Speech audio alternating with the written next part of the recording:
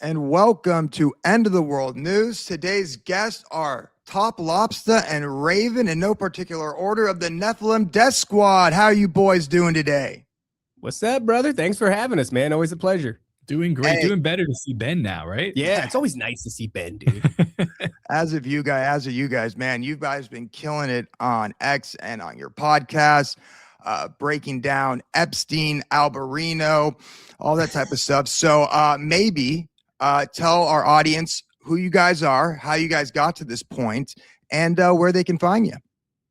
All right. So how do we unpack that? We are Nephilim Death Squad. It's a Christian conspiracy podcast with a lot of humor, a lot of comedy. And I actually think that's maybe our most useful tool. Probably our only tool. Yeah. How we got here. I mean, man, we just, you know what? I'm going to go ahead and say that it was because of Merkel's podcast. Actually, we both had a fascination with supernatural testimony. And we found each other on that platform.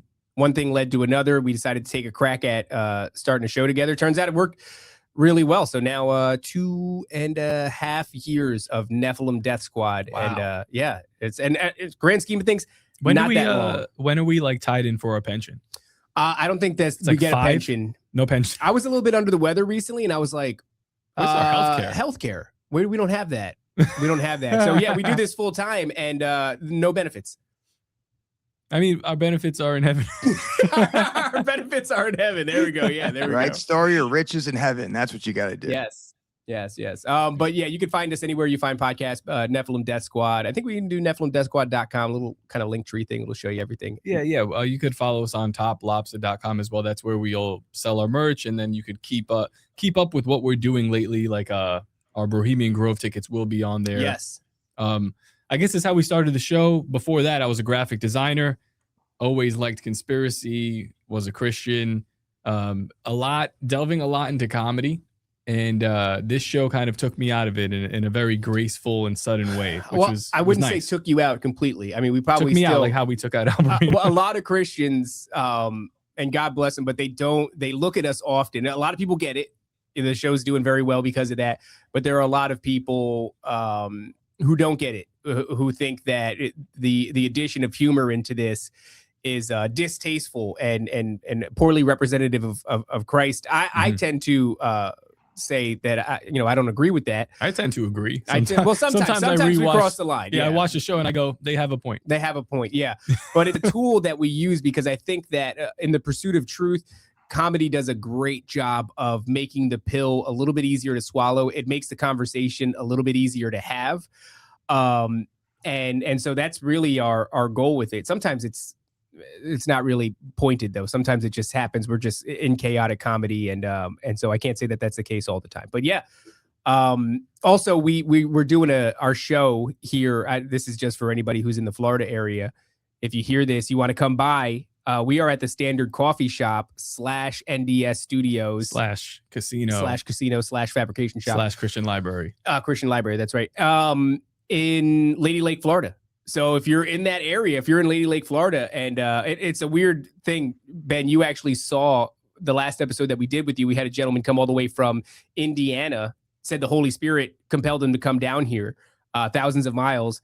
Comes down, we share a prayer together, but he came just to share this message of like, keep doing what you're doing. So as risky as it sounds to tell people that we're here at the Standard Coffee Shop and invite people to come by, I think that it opens up the door for God to do pretty remarkable things. And like I said, you saw a little bit of that last time we spoke. Yeah, that was awesome. Literally, that guy just came. It's like the Holy Spirit led me. Your podcast has strengthened my relationship with Christ. And ultimately, I think that's what we do it for, right? We want to live, we want to survive, but we are truly, doing God's work, and we'll fall, we'll stumble. We might go out of bounds sometimes. I know I certainly do, but I think our hearts are pure. I guess I have a question for both of you. Before we get started, and we're getting into the Epstein stuff, we're going to get into the telepathy tapes, we're going to get into Tim Alberino, but I guess as you guys, so I know, you said that you were always a Christian. I know, Raven, you came to Christianity. How is diving into conspiracies, diving into the supernatural reshaped or how you viewed your relationship with God Most High and Jesus our Messiah? Whew. You want to go first or me? I'll take a crack at it. So, I was in conspiracy for a long time. I think God gave me discernment at a really young age. So I was probably 16 years old when I started to become assured in the idea that the narrative, the official narrative, was not how the world actually is. And I spent, I'm 36 now or 35 now. So it's been just about 20 years. My walk with Christ in a definitive way where I've oriented towards him and started moving towards him has only been about maybe 3.5, 4 years. Maybe I might even be overestimating that a little bit. So the way that it's shaped my walk with God, my relationship with God, is I always believed that there was a God. I never saw fit to define him when I was younger. I kind of rested on that idea. I don't know if agnostic is the right word, but I would say that I didn't know. I was obsessed with gathering information, which to some degree I've realized now that that's a little bit of a fool's errand. I mean, you should try to understand, but you also have to be comfortable with there's so much you're not going to understand. And seeing as how I didn't have the information, I would say, yes, I believe that there's a God, but how can I say that one religion has it right versus another religion? And I was there for a really long time. And it wasn't until I had my own experience. I had a number of experiences before, supernatural experiences, kind of run of the mill stuff, shadow people and disembodied voice from time to time, sleep paralysis, things like that. These are a lot of common things that people have experienced. And it wasn't until I had one, I was a husband and a father by this time in my real early 30s. Yeah, it might have been 30 on the dot. And I saw something. And it's a long story, so I'm not going to get too much into it, but I saw an entity that had been screwing with me for the better part of 4 nights. And I kept it to myself because I didn't want to startle my wife. And I kept it to myself because I didn't want my son, he was real young, maybe 4 or 5. I did not want him to hear it.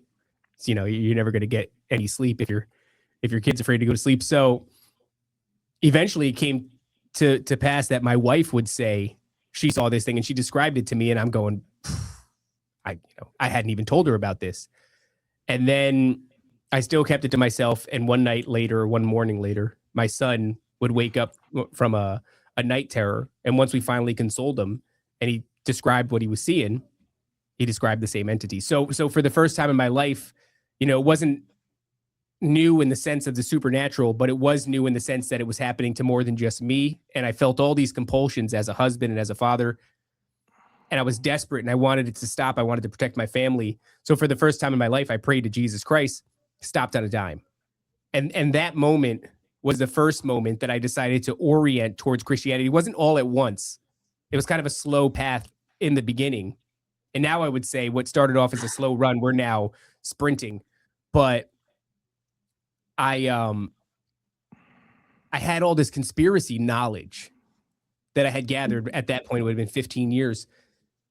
And I had always looked at Christianity as some piece of the puzzle, but because Western culture tells us to kind of dismiss it, and it's a little bit cringy even, right? We've done a number here in the West of making Christianity cringy. We've stripped it of some of its more profound elements and given people a watered down version. And so now that I decided to put this lens in the center of my worldview and start looking towards it, I felt like a loyalty to God because, he had saved me in this moment, and I wasn't going to become skeptical when times were easy. That felt wrong, right? He came to me in this desperate time of need, and he stops this phenomenon. And then what? When I'm not beset upon by a greasy demon, I should go, well, how valid is this really? So I never did that. I always went with this. Okay, if this is real, then let's see how this applies. And brother, from like that day, every conspiracy that I had that passed through that lens made more sense than it previously did before. And it just continued and continued. And I would never be where I am right now on this show if at any point that lens failed me. It never failed me. It just kept yielding good fruit over and over again until I decided to start a show. And then shortly after that show, it's called The Ravens Watch. I meet Top.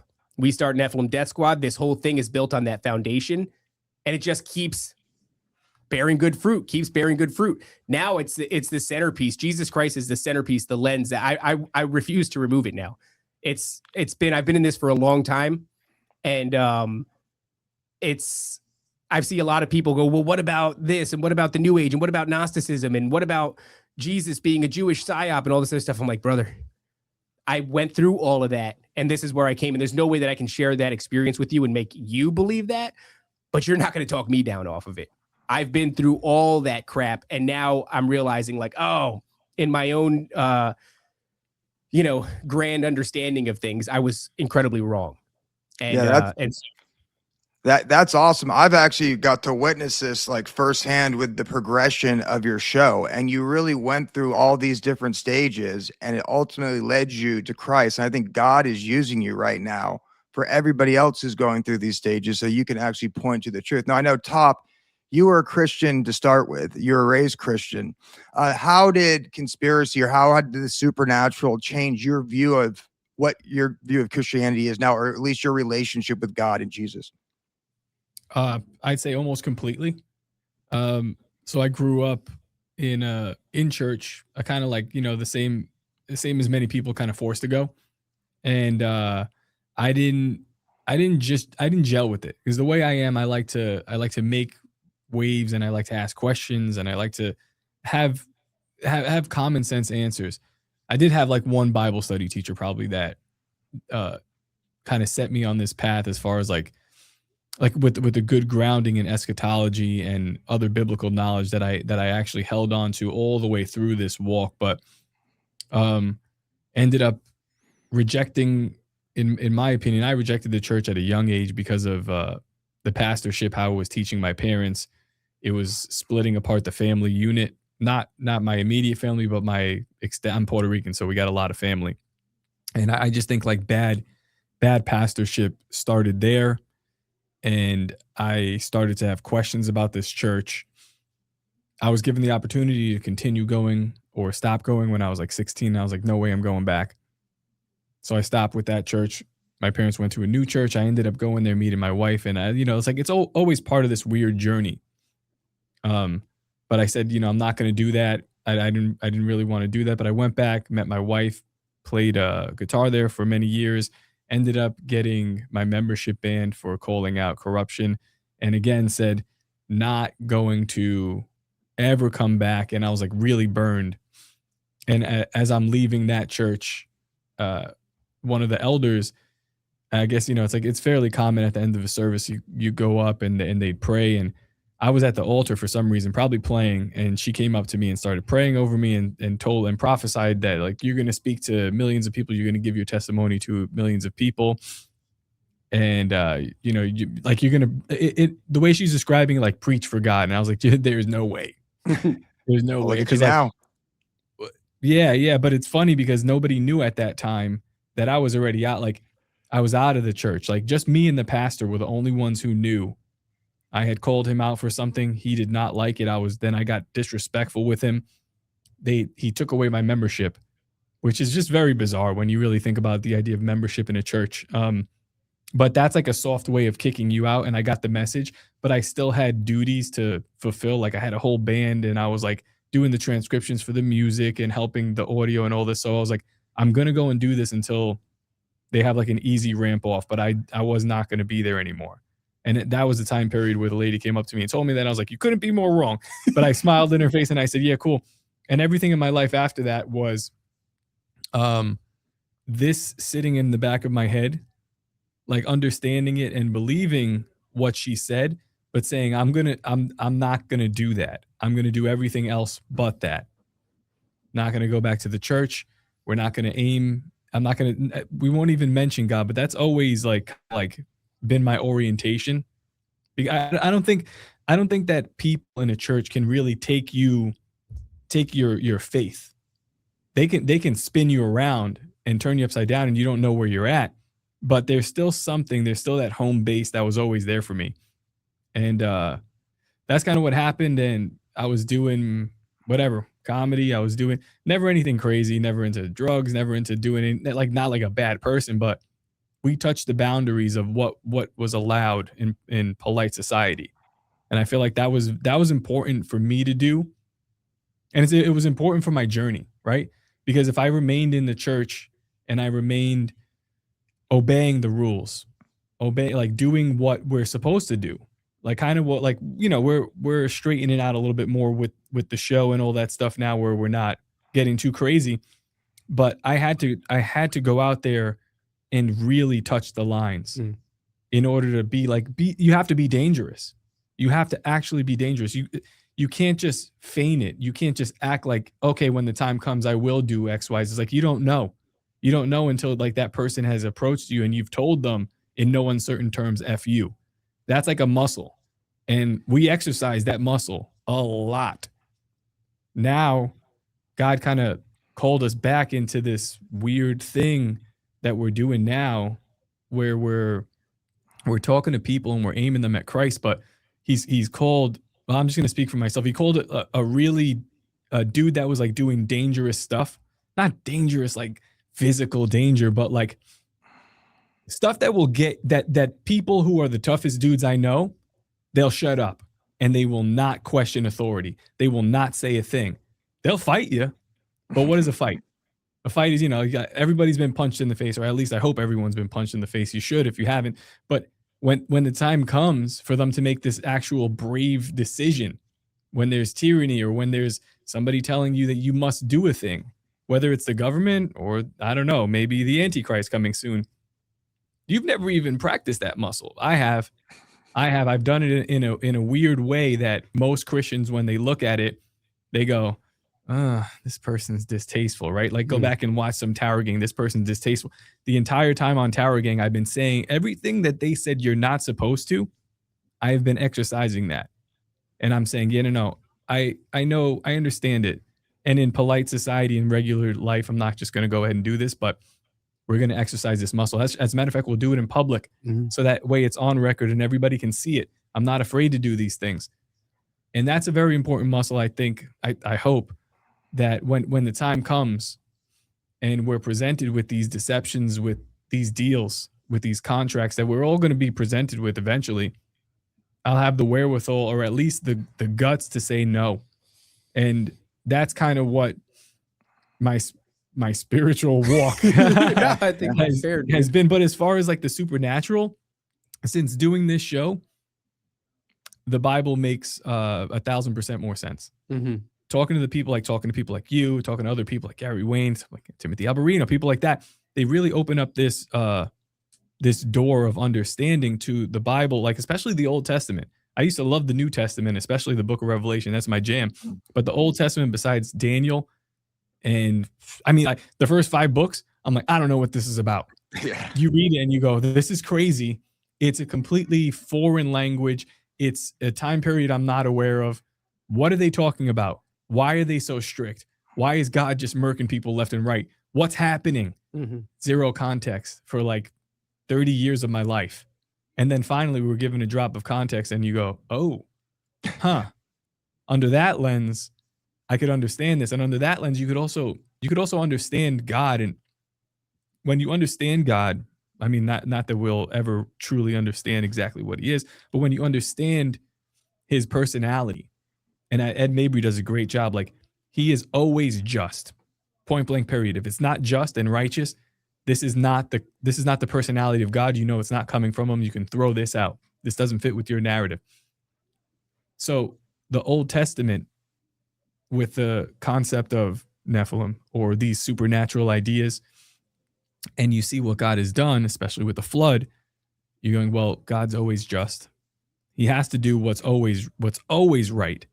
He wouldn't just do this for no reason. It's not necessarily just the sins of man, which is probably part of it, but there are other things that open up the floodgates for me to really understand and have a better relationship with God. Because if you look at him as and you should have fear of God. You should fear him, obviously. Yeah, but if you look at him like he's a tyrant who doesn't make sense. Yeah. Yeah. If he's a tyrant, then he also can't be that bastion of free will. You know, like he can't be the guy that goes, I gave this sister a word over you that you're going to do this thing in another 15 years, right? And I do my best. I mean, maybe he is a tyrant because I did my best to go against it, and here I am anyway. But it's more like a promise. It's like I look at it now like, oh no, you waited for me rather than you forced me into this. No. I had to choose to do that thing. I had to come back onto this path and come all the way back here the hard way to be who I am and understand that. And it's like all of that under the supernatural lens, I wouldn't be able to understand that. I wouldn't be able to understand God or my walk with him. And I think that'd just make you bitter. I think that would make me an angry person because you wouldn't really know which way you were headed. Yeah. You said something interesting. You said it made my relationship with God better. And one thing I've noticed talking to people who either raised in the church and then they rethink their faith when they're offered new stuff, really re-examine it, or those atheists that choose God for the first time, it does lead to a stronger conviction because we're making that choice over again, right? We're recommitting our life to the Lord. So yeah, that's awesome stories for both of you. Well, let's get into the topics. Let's talk about the elephant in the room, Epstein. It's funny. In the past, when I was doing a podcast, I was like, you're not going to see him. You're not going to see him. But when you do, if you do, that's going to be like the final sledgehammer to the system. And you better get ready when the elites expose themselves. Because the question is, why are they exposing themselves? And once again, Raven, you talked about the JQ question, about it being AstroTurf. So what do you think is going on with these Epstein files? Why do you think they were released? And we'll go from there. I share a really similar sentiment to you, Ben, right? Where I was saying for a while, it wasn't like I immediately picked up on this, but after some time, after the events of 2019, 2020, and the Epstein thing got put on the back burner, and then fast forward a couple of years, Twitter gets taken over by Elon, and I can see the AstroTurfing beginning. And I was taking part in it, right? Because it was liberating to have a social media platform where you weren't immediately getting dinged for expressing any of these ideas. Yeah, and we went a little crazy. We went a little crazy, yeah, with the freedom. And I think you're going hard in the paint. Yeah, I think guys like us actually kind of laid the fertile ground that we're in right now. So admittedly, I guess I played into the hand. And it's kind of the pressure cooker effect. I think when you suppress speech, it doesn't just go away. It just builds up pressure until finally there's a release in the valve, and then it all comes pouring out. So I gave into that feeling of having my speech suppressed for so long. And then, of course, starting the show and finding success. The initial success that Nephilim Death Squad found was because of our dialogue on Twitter, which wasn't always conspiratorial. It was cultural. It was all kinds of crap. And we were just saying all the things, like Top said, that you weren't supposed to say because this valve had been released. And eventually I started to pull back because I realized that something was happening. There was an algorithm that was supporting these things. It wasn't just it was organic to an extent, but then there was an AstroTurfing. There was an artificial inflation of narratives that it seemed, the powers that be, call them Elon Musk, the AI overlords, whoever you want to name, it seemed like they wanted this to happen. So through that lens, I started to adjust my opinion on the Epstein files. And I said, yeah, man, it feels like we're in a script, which was pretty obvious to me back in the QAnon days. I pulled out of that really quick after about 3 months of being in the QAnon, environment. I realized like, oh, this is a script. This is an entire like part of a play. And it's not that I don't think this is real. I think that it'll have real world implications, but it's narrative control. It's left hand path, right hand path, kind of white hats versus black hats. It's Freemasonic binary. They always give us a false binary to choose, this path or that path, when in reality, and I think that's an apt, not an apt, but it's a kind of a funny way to describe the situations that you're given. It's left-hand path versus right-hand path when Jesus tells us that the path is narrow, right? So it's not either of those paths. It's this really narrow path that kind of goes through the center and it leads to Christ. So I'm going, okay, I can see this is kind of like theater. And I do think the implications of the Q drops and everything will come to pass. And they're going to be magnificent. They're going to really screw people up about what to believe. In fact, I don't even think people are going to question what to believe. They're just going to fall face forward into whatever this new narrative we is. already have the premise set for that with Bill Maher saying like, who do I go to apologize for the Q drops? It's so weird too, because when I see that, I want to feel vindicated, but I also know that Q is an op. It's a psychological operation. It's like Operation Trust, or just a new version of it. When you have that sort of what's Homeboy's name that says who wrote Morals and Dogma? Albert Pike, when he goes, when the people need a hero, we shall provide one for them. That's kind of paraphrasing. That's not exactly how it goes, but I think that the truth is also said, or I'm sorry, that sentiment is also true for the villain. When the people need a villain, they'll provide one as well. So I would say, if this is a script, if they have a grand deception that they're waiting to hatch, and you can see all of these elements kind of coming into position, getting ready for, whether it was Trump's presidency, the narrative surrounding alien disclosure, civil unrest, the whole medical calamity that we had, like all these things started positioning themselves.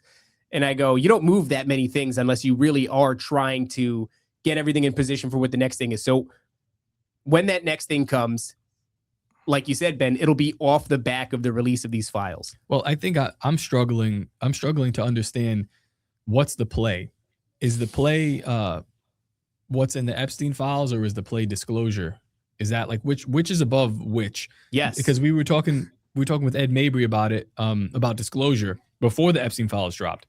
And he goes, what makes you guys this is on the back of the Timothy Alberino debate, where we were kind of like we're like really passionate about like why it's important that it needs to be discussed now, and why there shouldn't be any deception, or obviously shouldn't be any deception period, but why specifically now it's important that there's no deception, and also maybe why specifically now you'd call for a debate to, I don't know, sway idea. Do some good PR before disclosure happens. I think that before you go on the Michael Noel show. But it's like, okay, so he says, well, why do you think disclosure is going to happen? And we laid out a whole list of things, and we're like, look at this pile of stuff right now that's ready to just break through. All these things are constantly being hinted at, and then the next week the Epstein files come out, and it proves correct everything we've been saying. And I say that with air quotes, proves correct, because again, the Epstein files is like, if you're a conspiracy theorist, there's something there for you. I mean, Pokemon Go just got its own.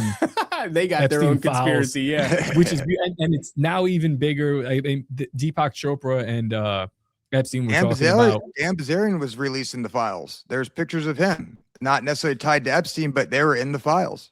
Well, which is bizarre, like him and Post Malone, but those are public pictures. They blocked out girls, which maybe the girls are implicated. Suggested they were underage, but then you got to answer why Dan Bilzerian would post the unedited photo of underage girls on his. Were they underage at the time? Were they underage at all? I mean, I don't know. It's so wild. Everything's in there. But the Pokemon Go stuff is fun. I mean, it's just a side note, but Epstein and Deepak Chopra were talking about developing a phone app that could detect, like you can go around with your phone and you can detect the aura of somebody else. And it's like, it had weird overlaps and similarities to Pokemon Go. And then Pokemon Go happens to be a Pokemon Go stop on the island, which is like a pedophile finder. That's probably what it was. All right. Little kid they finder. glow a different color. Yeah, there's always like a specific Pokemon around pedophiles. Jigglypuff. But the thing is, even the UFO disclosure is sort of like tied into this whole thing. I mean, this is actually where things got really weird with Alberino. Completely sideways. Where, I kind of looked at him like he was just an a-hole, and maybe he was running a bit of a narrative that like he didn't understand. Doesn't mean he has to be a paid operative or anything like that. He just might have found himself parroting something that he doesn't understand the origins of. And inside these Epstein files, there's a moment where Epstein himself is he's emailing a guy named Lawrence Krauss, and he's asking Lawrence Krauss to formulate a debate for him, an argument. And the goal of the argument is to separate three elements that people seem to be connecting. And Epstein didn't want them to be connected. What year was this, like 2010? I don't know when that actually was. I have it somewhere in my on my Twitter. But he says that he wants an argument to separate aliens from ghosts and out-of-body experiences. And if you unpack that a little bit, it's like, well, what is a ghost? I'm of the belief that a ghost is a familiar spirit, a demonic spirit that is presenting itself as a loved one, as a little girl who died here, kind of a thing. I don't think that people necessarily are trapped. And that's because if you just look at any time you get that kind of a narrative, something always goes wrong and it always shifts. And the little girl spirit or the grandma spirit always turns into something horrifying. It's a trope within horror movies, but within experience or testimony, it's the same thing. I've heard stories of like my grandmother that came to visit me after I passed away, and then she kept visiting, and eventually she changed in some way, shape, or form, and she became malicious and dark and scary. And it's like, yeah, because it was a thing masquerading. So okay, This was in 2018. 2018. So let's say ghosts then are demonic. They're not really people. So he wants aliens separated from the demonic. What else does he want? He wants it separated from out-of-body experiences. So out-of-body experiences being near-death experiences, astral projecting, the spiritual realm, right, where one can go if you leave your physical form. Those are the three elements specifically that Alberino tried to separate on our show. Well, I reject the term spiritual realm. Yeah, we have to. Yeah, that was crazy. He's kind of pushing the idea that these aliens are coming far off in another galaxy and there's no such thing as a spiritual realm. Dude, it was bizarre because he at one point he was saying the alien abduction phenomenon is strictly physical. And I go, well, that's not true. Number one, you're dealing with something that isn't concrete and very hard to prove. So to say that it's strictly physical is like, you can't say this is strictly anything at this point in the game. But if you're just dealing with abductee testimony, which is what he was referencing, there's a huge body of abductee testimony that talks about either this is happening in the spiritual, not the stuff that he references, not the stuff that he references. Right. So people are saying this seems to happen physically sometimes, but then other times it seems to happen in an astral realm or a physical realm. So after I see that, I'm like, I'm forced to ask, and people are upset. They're like, oh, don't attack Timothy Alberino. Dude, maybe he's going around, is being gracious, unwittingly promoting a theory that seems to have its origins in something a little bit maybe more organized and nefarious than he cares to believe. And that seems to be like whatever Epstein is doing. I mean, he's into the idea of trauma by way of disassociation that all these MK Ultra intelligence programs are interested in, right? He's interested in the composition of the soul. At one point, there are emails about how the Jewish soul is comprised differently than a non-Jewish soul. Like these are things that he seems to have his hand in, his interest in, and he's funding research. He's funding what seems to be Rupert Sheldrake's research into the psychic phenomenon. Telepathy specifically. And so, I can't help but wonder, like, what are the origins? What think tank did that birth out of? Why is a guy like Epstein, by the way, who seems to have some decent knowledge about a vast many things, if you believe these emails, these DOJ releases, why is he outsourcing for that argument? Why is he asking Lawrence Krauss? Like, why not upon your own intellect can you not separate these things? Why are you asking a dude to formulate a debate?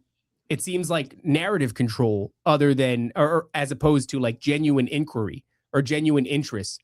Why would you seek out another individual and say, hey, can you help me put this to bed? Because people are putting these together and I don't want that to happen. And then why is Alberino doing the same thing? Very bizarre. Yeah, as soon as you started pushing the CIA narrative or the Jesuit narrative, or you can even say the Zionist narrative, let's face it, that Avi Loeb guy was pushing that 3-eye atlas. Yeah. That never came. But one thing I noticed about the Epstein Files, and I thought about it, is where did this idea or the conspiracy movement go mainstream? Well, it went mainstream with QAnon. QAnon is an intelligence operation. Where was QAnon on? 4chan. Well, who released the Epstein Files? Mossad and CIA. And you would figure that they have control over what files they release. They're curating which ones they want. They're blacking out certain things. And what I notice is that a lot of these files confirmed the QAnon stuff, right? And then it's all the above. Then you have Trump coming out and saying that he's going to make some major announcement on alien disclosure as if he's trying to cover up some of the stuff. But I see this as the manufacturing of biblical prophecy. And then they kind of just threw gasoline on the agenda with this Epstein thing. Because I think I saw Jake Shields actually comment. And he goes, we're not going to forget about the Epstein Files, right? Are we going to do this something like, I hope we don't have to take care of this violently. So there's this percolating of the public sentiment that yes, our government is ran by pedophiles and is being controlled by an organization. And the truth is there's multiple organizations like this. There's multiple influences, all that kind of stuff. But for the first time, the public is well aware of it. It's not going away. What comes next? And I always say that the people that release the file know exactly what's coming next. Yeah. I guess, is it like, what is it? The revealing of the old gods? Is that the play with these files? Like, are the files meant to move aside this older guard of people and then usher in the new gods? That might be, it might be what we're looking at, but I don't think that might not be what happens. Maybe we just get another form of government. Maybe it's time to move on and shift it. Actually, something very interesting, what I see, and a guy that I know that you don't like, I kind of like him from my libertarian days, the guy Thomas Massey. Yeah. But he does have my hairs standing up a little bit, if that makes any sense. I'm watching him and I like what he does. I think he's good on policy. I think he's the most honest politician that we have in America. But there's a reason why he's leading this charge, right? And it seems like we're ready to do this weird kind of like double switch, if that makes, like, it looks like he's the guy that is going to present all this damning evidence, or at least get it unveiled to the public, and he'll be sitting there, and Trump has already painted a delineating line between him and any other Republicans. It's pretty much him and just one other guy, maybe like Rand Paul. And I'm looking at him, I'm like, are you the new guard? Are you the new thing that we're supposed to be following here? Because my instincts, my political instincts would tell me to jump on board. But my conspiracy instincts are telling me, be careful. There's a reason, like, how does it play out where he sits on the Congress floor and makes Pam Bondi look like a complete asshole? Even when she did that, by the way, when she's just like, he creates that viral moment of like 50,000, the Dow is, and I'm like, it's very funny. It feels not real. It feels like nonsense. Like if I were to take a dive, that's what I would do. Yes, there you go. There are so many other lines of argument that you could have thrown at him, but that's what you went with. Or you said, well, you voted for AI pornography, and just completely don't answer it, and he like laughs in your face. I'm like, all right, something's happening here, and the public is noticing. Yeah.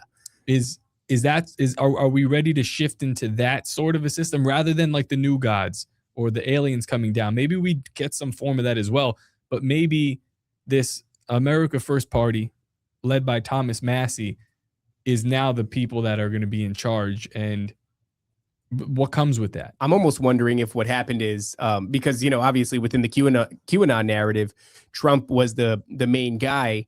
And I don't think that, like, I do not attribute all powerful, kind of reality manipulation to Satan. I think that the plans of the devil are often falling through his hands like sand. And, he's kind of left with something that looks, so I can't help but wonder, like, okay, maybe they did have Trump positioned as this guy at one point. And I think he still is going to play some sort of a role. But what if, things didn't pan out the right way? So they're going to switch up. Maybe they'll give us this guy, right? Thomas Massey instead. But I don't know. I don't know where it goes exactly. But I think the point is we're at the part of the theater where the people are supposed to, and I think this is always the case, actually. The people are supposed to facilitate the next thing. So we're the things that get emotionally manipulated and corralled down one path or another. And they have like probably a couple of viable paths, right? If the public does this, then that one's, we'll go ahead and launch that thing. If the public does that. And I don't know if we'll actually go into the streets. This is something that I've been talking about a lot, Ben. It's like in the Bible, what are we called to do about the world? Right? Because that's what we're ultimately dealing with. The world, what has the world been doing since the dawn of time? Well, it's been worshiping false idols and false gods. It's been sacrificing children. It's been making slaves of men. It's been impossibly corrupt. And I don't think at any point we're ever called to save it. The Great Commission is to make disciples of men. Christ already created redemption for us. And I don't know that in this moment. You feel it though, right? You feel that call. Yeah, dude. Right? Yeah, I feel that call. And it's come into me. And I'm trying to navigate it the right way, because I don't know that in the Bible there's ever this moment where then the people come together and they expose the world for being the world, and then they fix it. No, that's 1 Samuel, right? The people It's come together nowhere. and they go, look at all this corruption in the temple. Look at the prophets, Samuel. Look at your sons. They're horrible. And then they fix it and they get a king. Yeah. Which I think is the setup. Yeah. And that king is likely going to be the Antichrist, right? I don't know exactly how these things are going to play together. I look at the alien disclosure angle, and I know that within the alien disclosure, and that's what makes me feel like it might. So when you said it'll be the Antichrist, my inclination is to go, probably not, right? How many times in history have we been here as humanity? Touché. But when you throw in this mix of like, we're about to disclose some like, you know, extraterrestrial, interdimensional I mean, stuff, I was looking it over. I don't know now. Over and over again, people are saying May 1st. It's been confirmed. I don't know what that means. I don't know who's confirmed what, but that's a sentiment right now. And it could be another bullshit date, as you know, many times there are. Is that when Trump's going to make the announcement? May 1st? Allegedly. That's what we're say. seeing. Yeah. It feels like that Cliff High prediction. Yeah. That's one that always resonated with me and sat with me as something true about it. Where are you aware of Cliff High? Oh yeah. Okay, so he has that I forget exactly what it's called. But explain to the audience real quick. It's a probability machine. He's a systems expert and a code engineer, and he created an AI that scrapes data off the internet. Yeah, it scrapes the headlines off of major news publications and then extrapolates and creates a predictive program for what may happen. And he's been correct a bunch of times. He also uses like certain remote viewers, Dick Alligator being one of the big ones that he uses. Dick Alligator. Yeah, Dick Alligator. And he'll do like double blind studies with them where he doesn't tell them what he's looking for, but he'll give them the coordinates and they'll go and they'll confirm. So his big claim to fame is that he has a number of them. Well, I would say the biggest one is that back in 2009, one of the predictions that it spat out, along with the aid of some remote viewers later on down the timeline, seemed to indicate that Trump was going to sit down and have some sort of a really huge conversation with Joe Rogan. And if you think about 2009, what the landscape of podcasting was in 2009, where Trump was in 2009, where Joe Rogan was in 2009, for this thing to have said that is pretty profound. So that was, I would say, his biggest viral moment when it did come to pass. And it was a linchpin moment that suggested if this thing happens, then we will see a series of events that follow it. And it also pointed out like the 2008 crash and things like that. Yeah. 9/11 supposedly. Certain terrorist attacks. Oh, no, not 9/11. I'm sorry. Something else. I was thinking something else. Anyway, this one prediction, and it's not even a prediction. It's just like a weird future event. It's like Trump at what appears to be a Thanksgiving table, and he's doing his thing. Like that's the vibe. Yeah, picture him when he has like all the McDonald's hamburgers on the table and he's like the best hamburgers, like this sort of vibe, but he's addressing the nation, and it feels like everybody's watching and he's saying like, look at what we've just been through, and like we're out of it, we're on the other side of it, and now we're moving forward, but what we just been through was incredible. And after the events of the last 2 weeks, and with whatever he's saying about May 1st, I'm like, that moment of what is being predicted is possible, and it makes me weirded out. It's preceded by a number of things too. Like one of the things that precedes it is that people in what appears to be like a congressional hall will be hunched over, vomiting, in tears, in hysterics about this big thing that happened. And he's like, I don't know the nature of it, but the sentiment is this is the last meeting of this congressional, that's at least the vibe, right? Not saying that it is Congress, but saying that it is administrative, political, high ranking. This will be the last time. Yeah, halls of government. And this will be the last time. And that the feeling is that this thing that was never supposed to be revealed has been revealed. And that's why they're freaking out. And then, after some time, then eventually we get this looking back in hindsight about I just love it. Cause I'm like, are we there right now? It's a fun one. It's wild. I mean, think about it, for the past 4 or 5 years, we've been talking about all this stuff.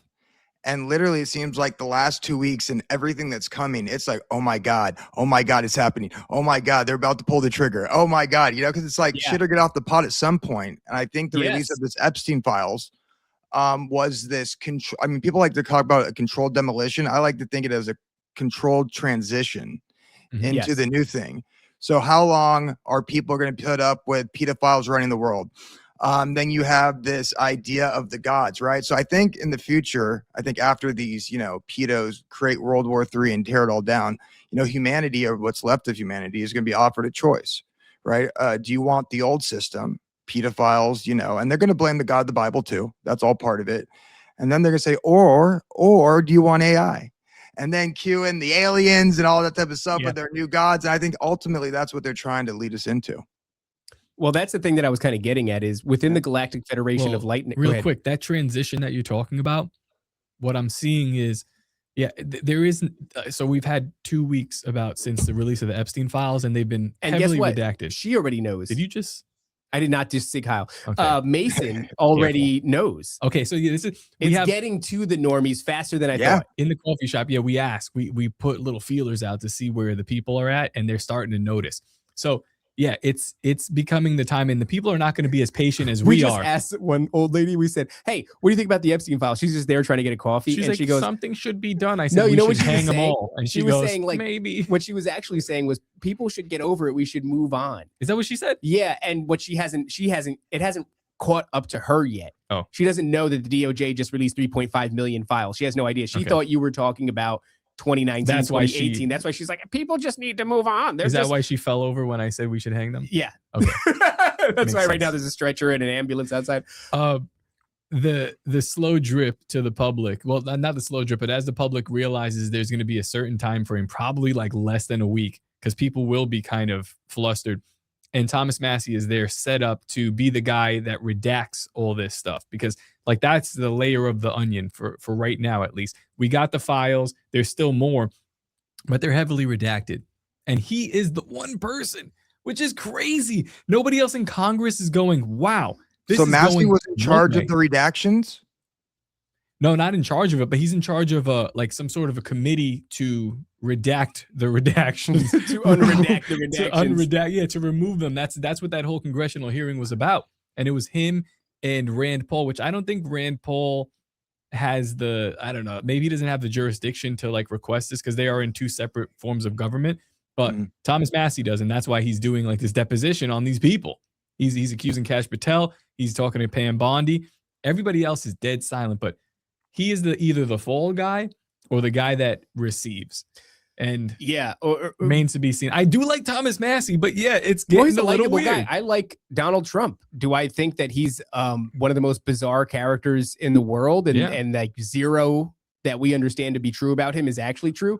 Yes, but I enjoy these fictional characters. Me too. And that's fine. I don't think there's anything wrong with that. You just have to be able to, because otherwise you get into the black pill thing. You know what's crazy? Massey is one of the guys, like, so he follows me on Twitter too. And he does it to a lot of people. He follows a lot of people. But he's one of the guys that you look at and you go, man, homegrown. And then you look at his story and I'm like, this guy's like a mathematician. His house is like super sci-fi'd out. He owns land. He's homesteading. He's doing all this cool shit. And it's like, he's almost unreal. Well, it's the same thing with like Candace Owens, right? No, she's talking about Charlie Kirk and all these, unique things about him. Streetlights used to go off when he would run underneath them. And I think he's a time traveler. He comes to me in my dreams. And then when you start listening to her talk, you're like, you guys were all like part of the Gates program as kids. Yeah. Like that's what's going on. You were part of the gifted and talented programs. You were selected from birth to be put in these positions. I don't think that means you are aware entirely. And I don't think that means that your intentions are nefarious, but I think you were pre-selected and put on this railroad experience, this train track experience that leads to where you are now. And I think she actually doesn't have the wherewithal, really. Maybe she does. Maybe she grasps on some level, because she was talking about straight up that she was part of some sort of gifted and talented program as a kid. And it's like, okay, yeah, that tracks. But, as far as this, how the aliens kind of cue into this, I think that if you pay attention to the abductee phenomenon, and if you pay attention to sort of the narratives that have fleshed out around it, like My favorite one to point to is the Galactic Federation of Light, which a lot of people find laughable, and it's because it is very cringy and laughable. But it has all these elements that are in lockstep with the Q movement. It's also in lockstep with Anonymous, right? The old one of the hackers back in the day. And it is that it's an AI voice, right? Like an automated voice. It's somebody that's channeling. That's where the information comes from. Somebody's channeling these entities. They're going on and they're making these YouTube videos and they're talking to these giant communities. Some of these Galactic Federation of Light videos used to have millions and millions of views on them. And the idea was very, very similar. It was that it is time. Humanity is approaching an apex moment where it's do or die. Either we're going to succumb to these evil forces that seek to keep us trapped here. And they were talking about like the elites and stuff like that. And we would all fall victim to an extinction level event, or we would be rescued by these extraterrestrials. We also had to elevate and ascend our own consciousness, our own vibration, so that we could vibrate at a higher frequency. And once we got there, once humanity was there, basically these ETs would be like, all right, it's time. Let's go in there, liberate them from their, horrifying overlords. And then humanity can ascend and take its position among the Galactic Federation. Wait, who else says that? Well, it sounds a lot like number one, Anonymous, which was their old slogan was expect us. Mm-hmm. And it sounds exactly like QAnon, which is patriots are in control. But there's a third. Who dat? Who else says it? The kids from the telepathy tapes. Oh, yeah. Yeah, I was just looking at that too. Diane Powell. Yeah. Who is well, let me finish this. It's the conspiracy theory of all conspiracy theories. And that's why I don't believe it. I'm gonna go out and say it right now. Like the Epstein Files, I don't understand what they are. I know that a giant percentage of them are not real. I don't know what that I can't even put a number on that. I have no idea. But the idea that one dude is at the bottom of every single conspiracy theory is like I hear what you're saying, Top, about the ability to delegate, and all you're doing is pushing funding delegating, pushing funding and delegating. But here's an email here, just to prove your point. Diane Powell, who is in the telepathy tapes, I think she's a co-producer as well. She's one of these people that are doing the bulk of the research on the non-autistic children. An email thread, the non-verbal autistic children, because they specifically are autistic. Email thread from Deepak Chopra. This is in the Epstein Files to Diane Powell and Carolyn Rangel, forwarded to Jeffrey Epstein, where they are talking about, let me know the bare minimum for funding this initial study, including a collaboration with Professor Ramachandran. Right. They're pursuing the Templeton Foundation. Now, Diane Powell works for, I think, Berkeley. And Skywatcher. And Skywatcher, according to Jake Barber. Okay, this is Jake Barber, the Eggman. Okay, come on, dude. We're gonna tie all this together for you guys. It's so bizarre, Ben. So why? They're all looking for a bare minimum of funding, and the subject of this is savant syndrome and not the non-local mind, which is Diane Powell's specialty. And this is what the telepathy tapes deals in specifically, the non-local mind. Mm-hmm. And I mean, and savant syndrome, but like within these nonverbal autistic children that are like, they can do math at the drop of a hat. They can tell you what's on the other side of a wall. They can read your mind in certain specific cases. This lady here is seeking funding from, Deepak Chopra and from Jeffrey Epstein. So he's got his tendrils and everything. As far as like the delegation goes, he's not specifically talking to this person, but is involved monetarily. Mm-hmm. So like the money is spreading. And again, is this his money? Or is this money from some entity that he has and is just spreading out? I don't know. Here's what's weird about it. Why is it all together? If he's involved with the telepathy tapes, I would almost say it doesn't matter, because when we look at the telepathy tapes, we're looking at the fruits of a trauma-based disassociation program that intelligence agencies have been tinkering with since like 47, 48, 49, 50, 1950. So we also have confirmation from the Ninjas as Butterflies, which again, no slight to them, but they interviewed what's her name? The lady, right? What the hell's her name? I always forget her because it's Kai Dickens. Kai Dickens is a bizarre name. Yeah, they got the interview with her, which is also very bizarre. Like she interviews with them. This is a #1 podcast in the world at one time, and she's like interviewing from her phone. Like you could tell it's like a downward I just angle. like, can It's these people not just get a mic, lady? Get a Can mic I and a add camera. one thing in the conversation, but I always found Please. interesting, which is from your guys' Ben. reporting. You talked about how, because one thing I saw was Owen, what's his name? Benjamin made a really funny video on it. I had to laugh at that. But the one thing you guys did say is they took out the mention of Jesus. Yeah, with we these actually kids. did. Yep. we can get to that. Let's you want to go into telepathy tapes? So that's finish. actually really brief. Yeah, Let's just say that Dr. Joseph Ingram and Franco worked on the project, and he said he had an unbelievable amount of video and testimony from the kids having to do with the fact that they're experiencing Jesus. They're having experiences with Jesus. This is an overwhelming theme.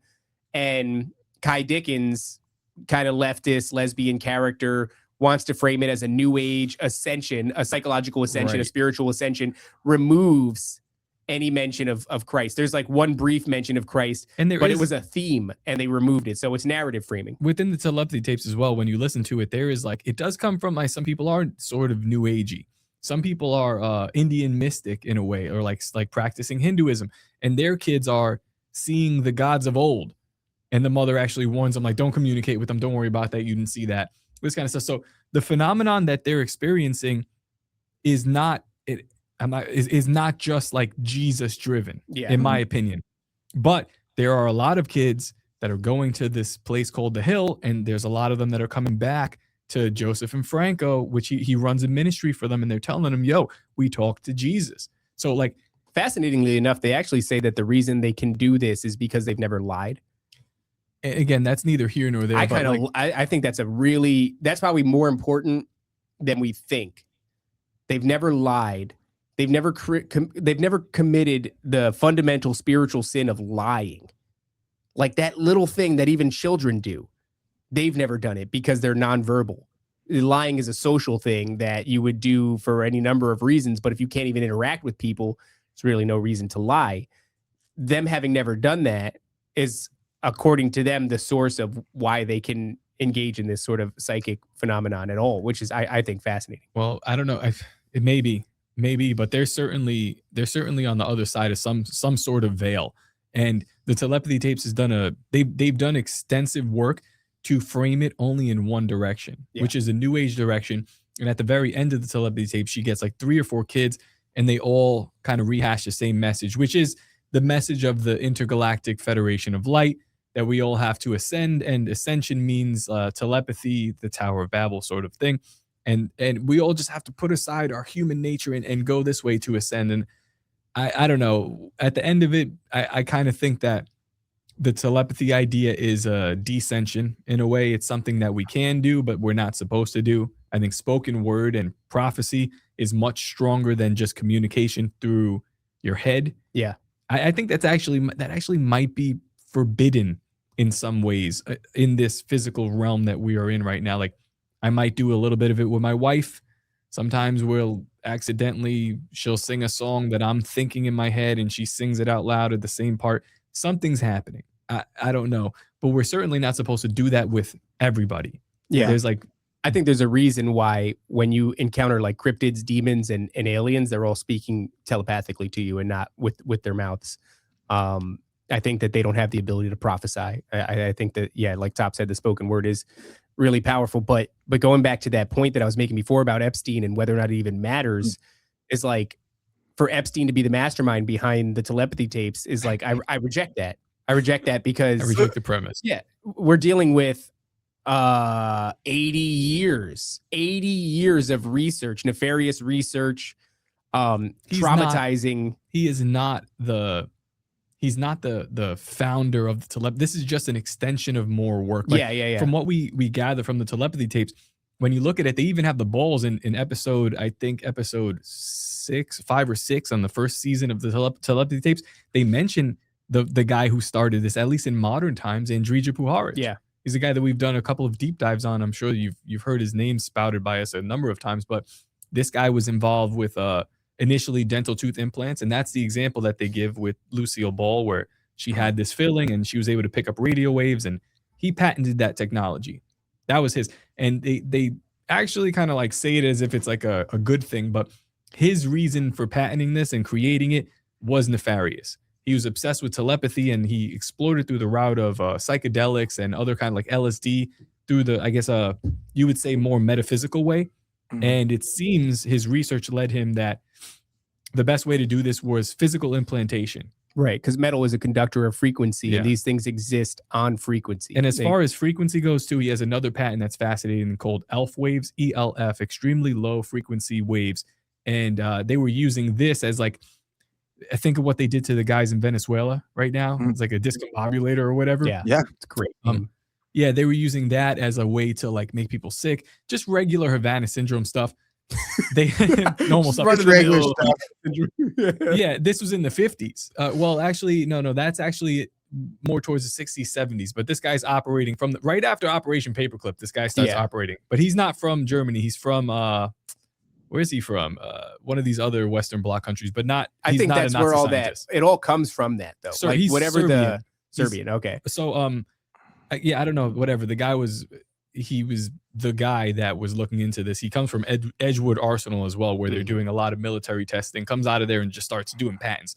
So obsessed with frequency, telepathy, and mushrooms, psychedelics, things like that, and all these works combined for him. He's piggybacking off of the research that Mengele and the Nazis did. Yeah. And I'm sure they're piggybacking off of other mystic works, but 100%. Like, it's the same thing with their Vimanas, right? Like the bell-shaped UFO is really just a Vimana. So this is just a chain of dark arts that were taught to mankind by the fallen. But this this is. Puharich, we always point at him as an extremely pivotal moment because like 1947, that's when you have the implementation of the CIA. I think the Air Force is created, the Truman Doctrine, you name it. Roswell, all this stuff is happening right then, the creation of Israel.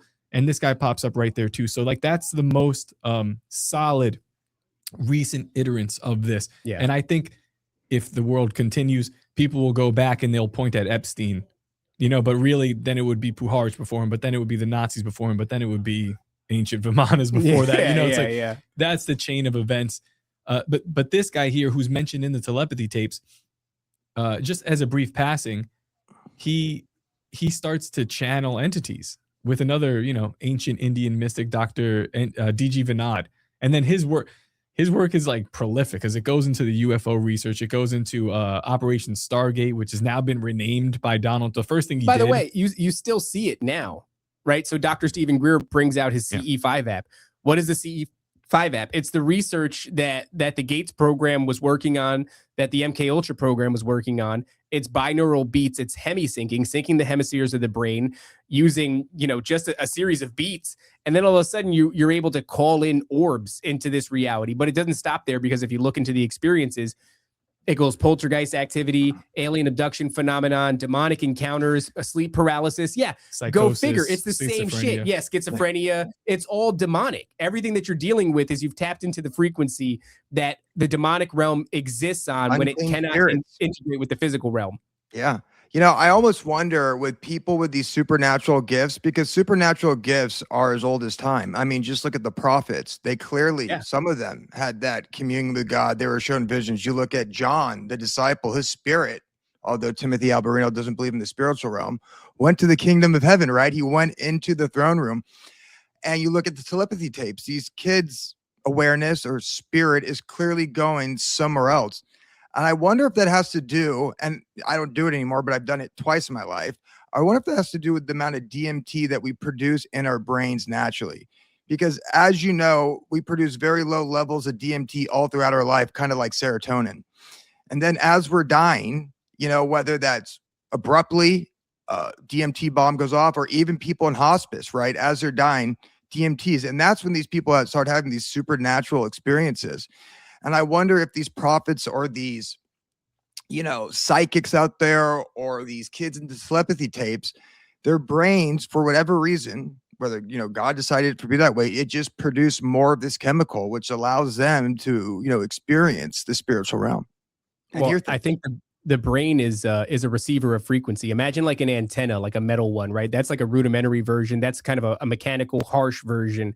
A more refined version would be like biomechanical and chemistry based. And so our brain is a receiver of frequency, and we can tune into a number of different frequencies. Well, just a sec, just to explain that the DMT stuff is chemical.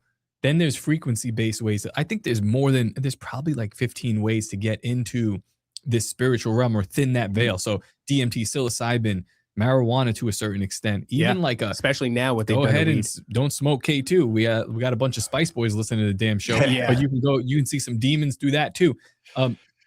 Then there are other man-made ways, like the SRA stuff, the child abuse stuff that we're seeing. Those are like that's a different technique. Then you have government form techniques. And I think David's about to touch on some of this government form technique, which is like in a way, it's like biomechanical mixed with this wet technology, which is our brain, which is our God-given abilities. But then there's also people that for some reason God created with the ability, like, maybe that chemical does flow a little bit more freely through their mind, through their body, that they are able to communicate in some way. And those are God's people. Maybe those are the people that they're looking for with the MK Ultra, the Sigma programs. It's a selection process, right? Like Gates is looking for certain things. I think there's a genetic aspect to it. It's fascinating to mention that among Ashkenazi Jewish, that they have the highest per capita rate of schizophrenia, which schizophrenia is a spiritual disposition. It's not a chemical imbalance. Or maybe actually, it's kind of interesting. It's both, right? Yeah. It's like, but I can't help but wonder if, let's say, a dump of DMT does one thing. Could a dump of like adrenaline, permanently change in sufficient amounts? Could it permanently change the brain chemistry so that it's now receptive to, a different frequency? And I think that is, if you look into schizophrenics, number one, I think a lot of what they're dealing with is generational iniquity. I think that these spiritual entities have access to a bloodline because of the sins of the father, and they get to go to work on people in childhood where they typically wouldn't have access in childhood, not at least to the degree, right? We have to sin and you have to consent and give a multitude of layers of access permissions. It's like accepting the permissions on a thing for these entities to have access to you. But if there's generational iniquity involved, a lot of that shit is removed, and these entities have access to children pretty early. I think that's why you find that most schizophrenics will have a lot of childhood trauma, really extreme childhood trauma. I think trauma, if I was going to speculate, maybe what it does is it destroys the adrenal gland of a child, and it just saturates the brain in adrenaline and permanently changes its makeup so that it's more receptive to the frequencies that these things are on. And I think that when we're looking at the telepathy tapes, kids, I'm going to use language here so that you don't get flagged on YouTube, but I'm asking the audience to kind of read between the lines here. So if Puharich discovered that putting a implant in the tooth could enable the brain to receive frequencies, then it would seem logical the next step would be to get a direct brain implant. Now, that's not really practical. Through a dental procedure, you can get a pretty large, what would you call it? Like testing ground, right? Everybody goes in for routine dental procedures. Everybody gets this thing in their tooth. But not everybody gets cavity. I haven't had a cavity in my life. I have a cavity right now, and I'm like really worried about it. I can't stand it. So, you would get a lot of data from all these people that have these implants, and you would wait for that data to start rolling in. One of those is Lucille Ball with her implant. She picks up Japanese insurgencies communicating, and they actually thwart their plans because of Lucille Ball and her dental implant. Now, eventually, in the dental industry, they stopped using this heavy metal, whatever it was, inside the fillings. So now you have to figure out a different way. Let's say you got enough data that way. I think what they figured out is we have to go for the brain next. Now, how often are you getting people with invasive brain surgery? That's not really a thing, right? And you want it to roll out so you can get sufficient data like you did in the dental procedures, but you have a problem. You don't want to go through the skull, and anything that is too large is never going to cross the blood-brain barrier, right? You need to have nanoparticles of metal to be able to cross the blood-brain barrier. I honestly think that what we're looking at, let me see how to phrase this. There's a childhood procedure. We all get them. A lot of people are worried about what's in them, right? And that's something that RFK is talking about. They made me who I am. They made me who I am. They made me a little messed up. RFK has been talking about the dangers of them. As a matter of fact, it's kind of interesting when you're looking at, I think RFK has actually proposed, or maybe they're working on diminishing the amount of these. It's because they got sufficient data. Honestly, they're like we're all good. So it's alarming. We were at 72 or more over the lifetime. I had for our I don't know age, what I had. 16 around. I don't know if I had that many. Maybe you had it was 16. I'm older than you, so for me 16. It might have been increased for you, unless your mom just didn't give you that many. She might not have. Yeah, I don't know that my mom never really kept up with stuff like that. Now they're decreasing it again, and I'm like, are they doing this because they're they figured it out? They're good. Yeah, or they're like, we really love you guys and we don't want to hurt you anymore. Maybe. Well, so within these, interventions, people have speculated for a long time that the thing that's causing all this damage to children is that there are heavy metals inside of them, right? So you have heavy metals that are present in nanoparticle form. So, and the other concern is that you look up the research, this is what people are saying, those heavy metals are settling where? They're settling in the brain, and they're causing a dissociative state, autism and things like that. So when you look at MK Ultra's goal, not just that, like, and the telepathy tapes does a great job of explaining the disassociation, and they're not afraid of like pointing at it. The disassociation is so severe that the child, after they begin to spell and can communicate, they go, yeah, it feels like I can't get in touch with my body. Right. The mother has to actually come and put a hand. It casts some dispersion on the idea of spelling, which is like where they're pointing to letters and spelling out sentences and words. Yeah, they need a better word for that, because when people hear spelling, you're like, what are you talking about? They like cast in a spell, right. But they mean specifically like guided spelling, guided text on a keyboard. But the kid can't even do that. They don't have control of their own faculties unless the mother or somebody close to them puts a hand on them. And the reason they're doing this is to like anchor them. I'm giving you a physical touch so you know where you are. And the kids said to bring them back into the world, to bring them back into their physical body. Their spirit, or whatever they are, is outside. Like they are vibrating on two different wavelengths. Yeah, they're outside of their body. They're disassociated effectively. Yeah. When the mother touches them, it creates. I think it's. You can do this with like magnetism as well, where you can touch something and demagnetize or magnetize it, where you're kind of creating a base state on something.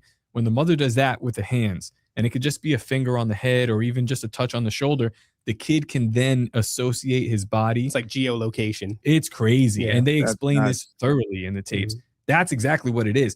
You have effectively created a form of disassociation in children, and we're celebrating it because this is an advanced form. Right. Here's the #1 podcast in the world. But that's it. It's like couch that nanoparticle metal thing that I was talking about for just a second and go back to the MK Ultra program. The fundamental anchor point of their research is to create a state of disassociation by way of trauma. And typically that looks insane, right? That looks like you did it. All the different ways we've seen, like Clockwork Orange, where you expose them to traumatic, until they basically have no choice but to recede somewhere else because they can't physically escape.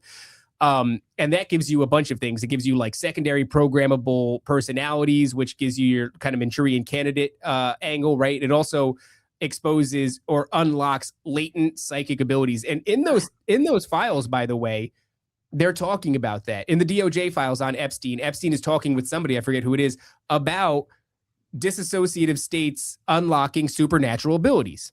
Yeah. So now what you have it's crazy. Is kids who, because of this process, have maybe enough metals in their brains that it has caused not only a state of total disassociation where they can't even barely interact with their bodies, but now they also have heavy metals in their brain, which are acting like a conductor of frequency. So they are tuned in, literally tuned in, dialed in to some other frequency that we don't have access to, generally speaking. And they're completely in a permanent state of disassociation. To me, what I'm looking at, Ben, is like, oh, this is the fruits of the program. This is like the ultimate version of it. You want to create a thing where they're disassociated, but you don't even have to get your hands dirty anymore. And in fact, you got people lining up to have their kids, engage in this program, because if not, they're not going to be able to go to school or interact with the regular world or whatever. It's by law, basically. And and you want to be able to get by the way, even the frequency conducting thing is prevalent inside the abductee phenomenon, right? Abductees will get an implant somewhere in their body, and sometimes they'll even have enough information, whether it's imparted on them or otherwise, to be like, yeah, it's so that I can have two-way communication with this thing. I can hear it in my head every once in a while. It talks to me, meaning, you know, their abductor. And I think that a lot of what we're seeing that we're identifying as like the alien phenomenon, number one, I don't believe in aliens. I think that this is a. What do you think they are? I think they're. I want to say demons. You saying these days is demons? Well, I don't know if I'm saying they're demons. I'm saying they're demonic. They're against the kingdom of God. They do not have humanity's best interest at heart. But I actually think we're dealing with. Touche. I mean, yeah, guilty as charged. I think we're dealing with a blending of the demonic spiritual realm and government entities, intelligence agencies. Yes, yeah. And what people are describing as, because that's what so many people will describe being abducted, but then they'll describe that military personnel are present during this abduction, or science personnel or medical personnel. You know, I wonder about that. I always wondered if, I think we've reverse engineered craft, and I almost wonder if we pick these people up and then they take them down to one of these underground dumps or something like that, these underground bases, and that's where it's really going on. People are seeing them. People aren't seeing these things coming from space. Now within the greater UAP community, which UAP is just a rebranding by Hillary Clinton and John Podesta. Last time they almost got exposed. I don't even know if I want to use the word exposed. I don't know what's happening. But last time, you know, information was coming out about their nefarious comings and goings. They decided to rebrand this phenomenon, the UAP phenomenon. And within that community of research now, they're like, oh yeah, these things are coming from our oceans. They're not coming from space. They're coming from our oceans. So another guy, Representative Burleson, Tim Burleson, I believe his name is. Was this the guy that was on Merkel's show? The guy that was on Merkel's show. He was on Timcast. He's the dude that is all in on exposing this UFO stuff.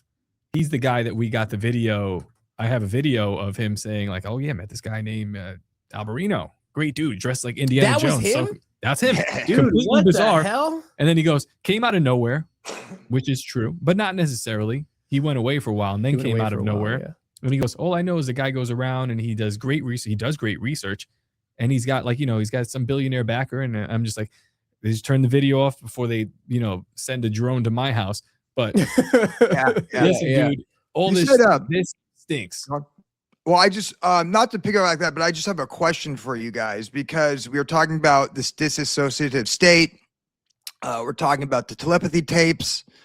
You brought up schizophrenia. And anytime you bring up schizophrenia, I'm immediately reminded of Dr. Jerry Marzinski, right? Absolutely. And that is, after listening to him talk, it completely changed my view on all of that. And I'll just tell a quick story, which was pretty funny. I was driving in my mobile ministry or Uber, and there was a quote unquote schizophrenic who got in the back seat. And I could kind of tell he was a little, you know, off there. And as I'm driving, he starts talking. And immediately I go, oh crap, there is some type of demonic presence in my car, some type of entity that he's talking to. And I go, God, please protect me, put the full armor of God. And then I pull up to a stop sign and I turn around and I look him dead in the eyes. I go, who are you talking to, dude? And he goes, I'm like, no. I believe you. What does this entity that you're talking to like look like or sound like? And I kid you not, he stares me straight in the eyes. His eyes kind of like that a little bit. He goes, who says it's one? It's Minnie. I was like, oh shit. Oh my God. I was like, protect me. But I guess the question I have about Jerry Marzinski, because he is really pushing this right now, which I agree with 100%. I've never heard him talk about a spiritual solution, though, as far as the power of Jesus, the power of the Holy Spirit, the power of the full armor of God. Do you know if he does that? Has he come to that full circle yet? He's not a Christian. No, he hasn't. He pushes a solution called the MACE solution, which is a frequency-based solution. The closest that he's gotten, and again, not my job to change his methods or whatever. I look at Jerry as a guy that has a body of experience, and I just like listen to it and I hear what he's saying and I go, checks out. But the closest that he's got is the 23rd Psalm, I believe. He does kind of, I mean, number one, he says demons is the best way to describe what they're dealing with. Yeah, but I've never heard him propose a Jesus solution. That is correct. I've never heard that. Because I always found it So- interesting that he would always say, these voices hated Psalms, they hated this Bible passage, clearly talking about as if they're demons. So you would think, that the natural progression of that thought is it's a spiritual problem, and the spiritual solution beyond just the frequencies. I think it could be a holistic approach, maybe encompasses everything, but I would have I'm thought. looking at his website right now. So he's got at the bottom, the biggest lie ever told is that the devil doesn't exist. And the biggest lie is that people are powerless. The next biggest lie is that people are powerless, therefore helpless. And if you kind of skim through, like, here's a sentence. He says, they're even more pleased when you view the Bible as irrelevant to the issue. Okay, here, actually, I'm going to read this whole thing. This is from his page. It says, they are thrilled that you ignore the 25 or more times the Bible depicts Jesus casting out demons. They're even more pleased when you view the Bible as irrelevant to the issue. They prefer you don't believe that, or that you believe science is God and demons don't exist. So I think what we're dealing with here is, like, Marzinski is a guy who is immersed in the medical industry for a really long time. And in his old age, I mean, Marzinski's an elderly dude. I know that my walk with Christ, as I came very slowly in the beginning. And I find that I'm speeding up as time goes in my convictions. But imagine if you spent 40 years being like, this is not the case.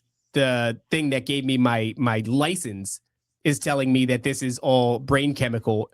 And now he's come to this place. So there is, I mean, he's talking about it on his website, and he's talking, what I remember him saying is, in conjunction with the frequency-based technology is scripture, but I don't know how deep he goes into that. I don't think, to be And honest, this is, for the record though, this is no slight on Jerry. I know I like it's a good question.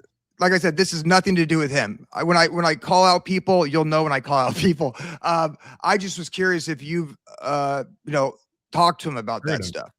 No, well, no, we haven't talked to him about it either, because, to be honest, when you're casting out a demon, I think the person to talk to him, and really what Jerry should be looking into, is like Ed Mabry's doing a spiritual warfare course, where you're going to be able to, like, he's going to go through the different forms of spiritual warfare. Like, yeah, a lot of people will say, in the name of Jesus, leave. This thing might not leave, but Jesus says himself, this doesn't come out with fasting and prayer. This doesn't come out but with fasting and prayer.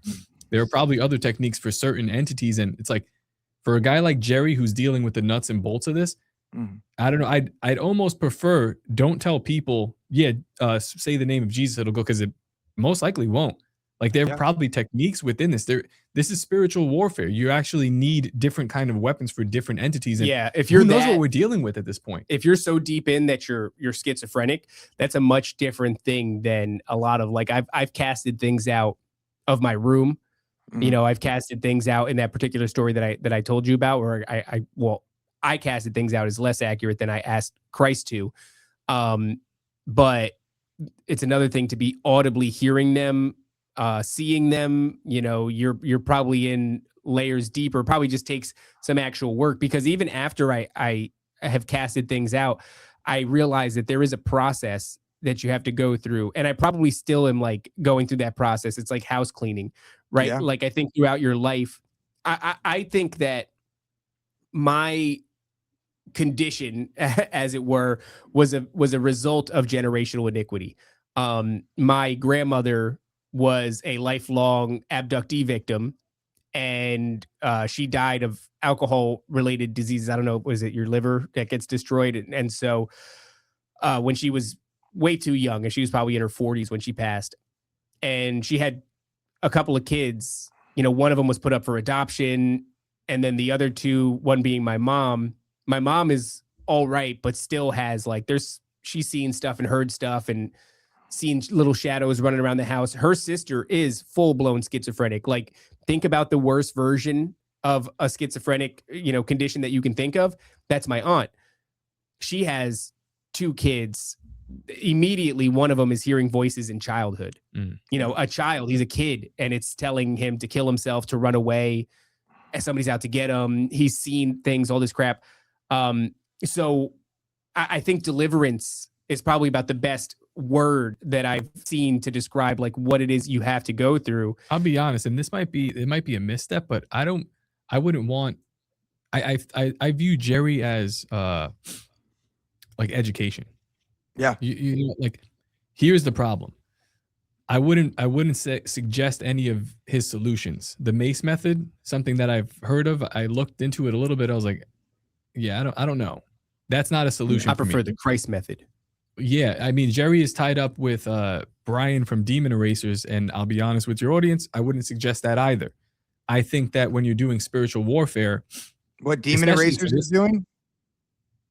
Well, so I don't know. They have a relationship, right? Like Brian and Jerry. I know they did for a time. I don't know if it's an ongoing one. I think they kind of like did a bit of a whirlwind tour for a grip there. I imagine they're probably still in contact, but I don't think that that's a consistent thing. Yeah, in a sense, with that duo, you'd have something like education of what schizophrenia is, and then you'd have solution, which is exorcism, is what Brian is suggesting that he's doing. All good and fine. For me, if I was dealing with that, I would go more of the Ed Mabry route, where I would equip myself with the tools, because I don't think it's not that I don't think, I know for sure if you exercise something and you don't clean your house and keep it clean, Jesus said like, hey, yeah, it would be better for you to have this demon, because now like there's 7 times more coming back in. Yeah. So yeah, unless you have faith in God, I think the the Jesus solution is temporary, right? Because these voices, demons, spirits have principality over you. Legally, they're allowed to be there.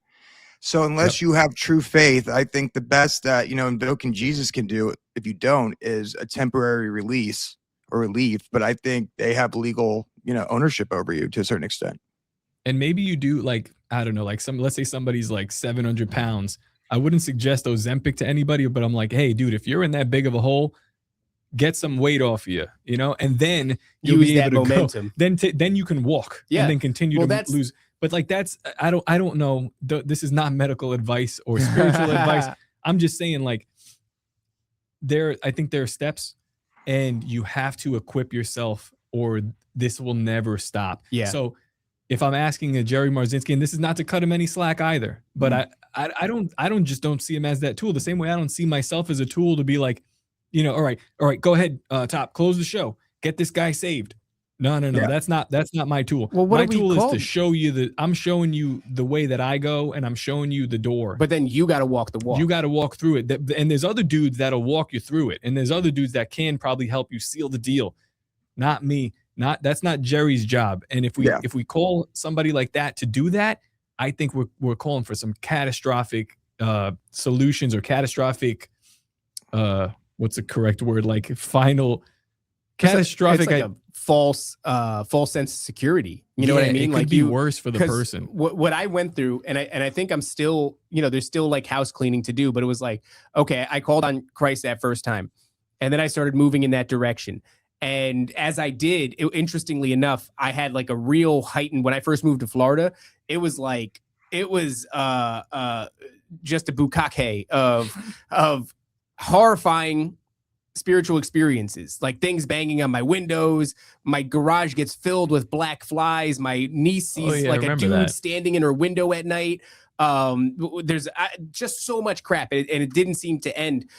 Eventually, I get to a place where, like, there's repentance involved, but even that is just like a layered thing. I think repentance is a process, because I think the more you can remember intimately the ways that you've transgressed, the ways that you've sinned, and the more you can earnestly ask for forgiveness for these things, the better the load gets, the lighter the load gets. Then eventually I went through one deliverance process with Laura Baker, who's fantastic.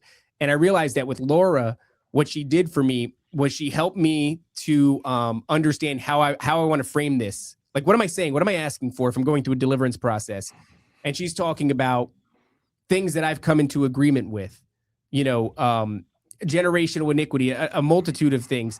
And I could feel, because at the time I was going through deliverance because my life was getting odd and wonky, and, spiritual things were happening, and it worked.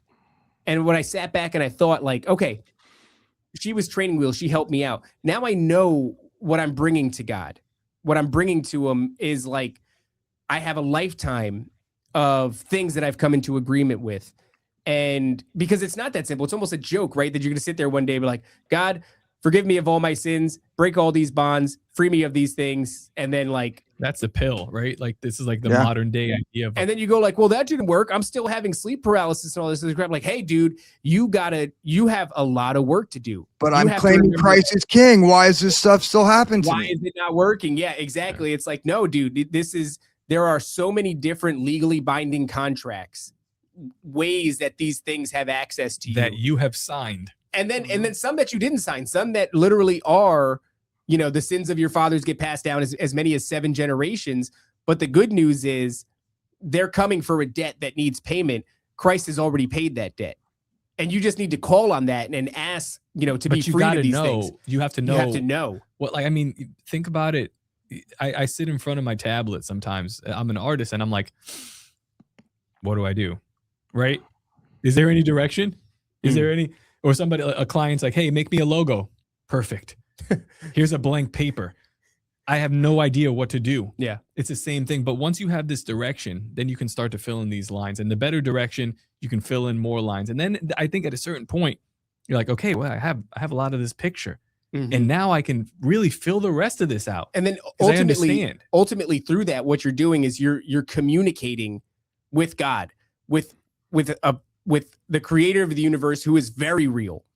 And you can ask through that process, which I've done, is like send Holy Spirit to reveal things to me, things that I've forgotten about, things that, guide me, keep me on your path, et cetera, et cetera. It's a walk, it's a process. But through that, what happens is you start communicating with God, which in my opinion is the ultimate solution. Your own personal relationship with a God who loves you, who came in the flesh, who died for your sins, who defeated death and came back. That is an absolute real person on person is reductive. But you know what I'm saying? Like, this isn't a theory or a concept. And this is somebody that you can and should be communicating with. And that ultimately, like, the work and the communication, the relationship is what is going to stop these things. And I don't know what that looks like. Everybody's is different. Like, you may be able to. I had to say a bunch of racial slurs to get there. Right. Every time God was like, and you're going to ask me for advice? I don't know. Yeah. But, people they'll have sleep paralysis and they'll call out on the name of Jesus and it'll stop. Doesn't always stop, but most of the time it does. People will have alien abductions and they'll call out in the name of Jesus and those will stop. Doesn't always stop, but a lot of times it does. And then, everybody wants to separate that thing. That I think that's ultimately like where we've been at recently among the Epstein Files and everything, is like whatever's going on with disclosure, just to bring it back in that direction, whatever's going on, whatever they tell you, never forget that in a huge percentage of these alien abduction phenomenons, and we just laid out, like, look, that work is long. These aliens are demonic, in my opinion, because in a huge percentage of them, they stop when you call on Christ. Anybody who tries to tell you that they're not demons, they're not demonic, if you say that, you're an asshole. The idea that they stop at all should be like the number one thing that everybody is pointing at. Well, wait. Why is that happening? How come encrypted encounters, demonic sleep paralysis encounters, and alien abduction phenomenon, if you call on Christ, a huge percentage of them will stop? Yeah. Why is it happening at all? It doesn't happen all the time. Hey, dude, you're going to have demonic encounters if you're suffering from generational iniquity and came into agreement with a bunch of spirits and did a bunch of stupid things that opened up contracts and all this other shit. You can chip away at that and you can work at it. And it absolutely does work. Just because it doesn't work in one blanket moment doesn't mean that you don't understand the nature of these things. The nature of them are demonic. It's demonic, right? So it doesn't matter if it doesn't work all the time with aliens. Dude, the fact that it works at all is like, stop the press. Wait a second. These things stop in the name of Jesus. What does that make them? What does that make them? Because right now there's a huge effort to be like, these things aren't demonic, and that's bullshit. Real quick, how much time do you guys got left available? I have a little bit of time. What time is it? We can do it for an hour 34. Okay, yeah, we got some time. Cool. You mind if I go pee real quick? I'm about to piss my pants, and we'll get on going with it. Good idea. I got to go pee for too. it. Yeah, we'll take a pee break. Cool. Let's pause it. I gotta. I wish I had something to eat. I'm getting nauseous. Actually, I've been nauseous every time I eat. Go get I need to clean. get a pastry. No pastries, dude. Oh, let me get my gun. So nobody's like, whoa. Who's that gonna see your gun? I love this. Pee break. Pee break. Pee break. Oh yeah, absolutely. Every time.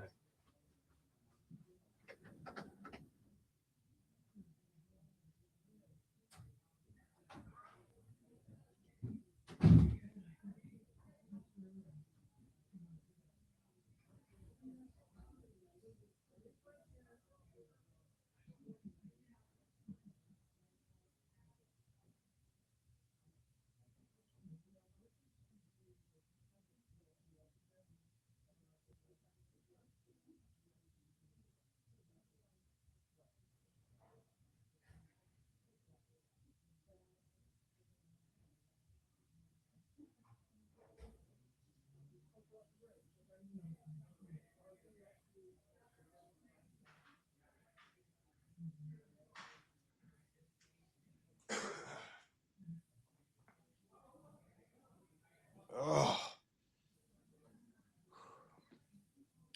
And we're back.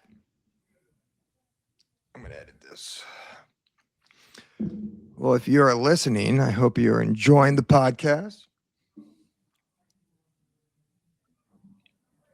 But I'll probably edit this out, the pee break.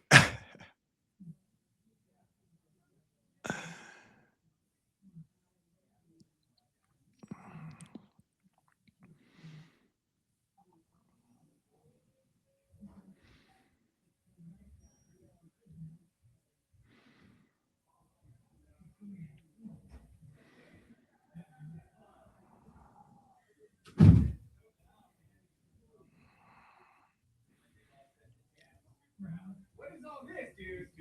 What is all this milk? We're still doing the show. We just have pee break. What is this? Stop. Oh, those are red onions. Okay, put it in a picture and let's go. Who's that? Is that Matt in the door? What are you doing? I was getting it clean. You sneaking around? Right, they're back there. They're doing their Hebrew class. Oh, not good on a brush tooth mouth. You just brush your teeth? Well, before I came here, I brushed my teeth. And Weirdo. tastes bad.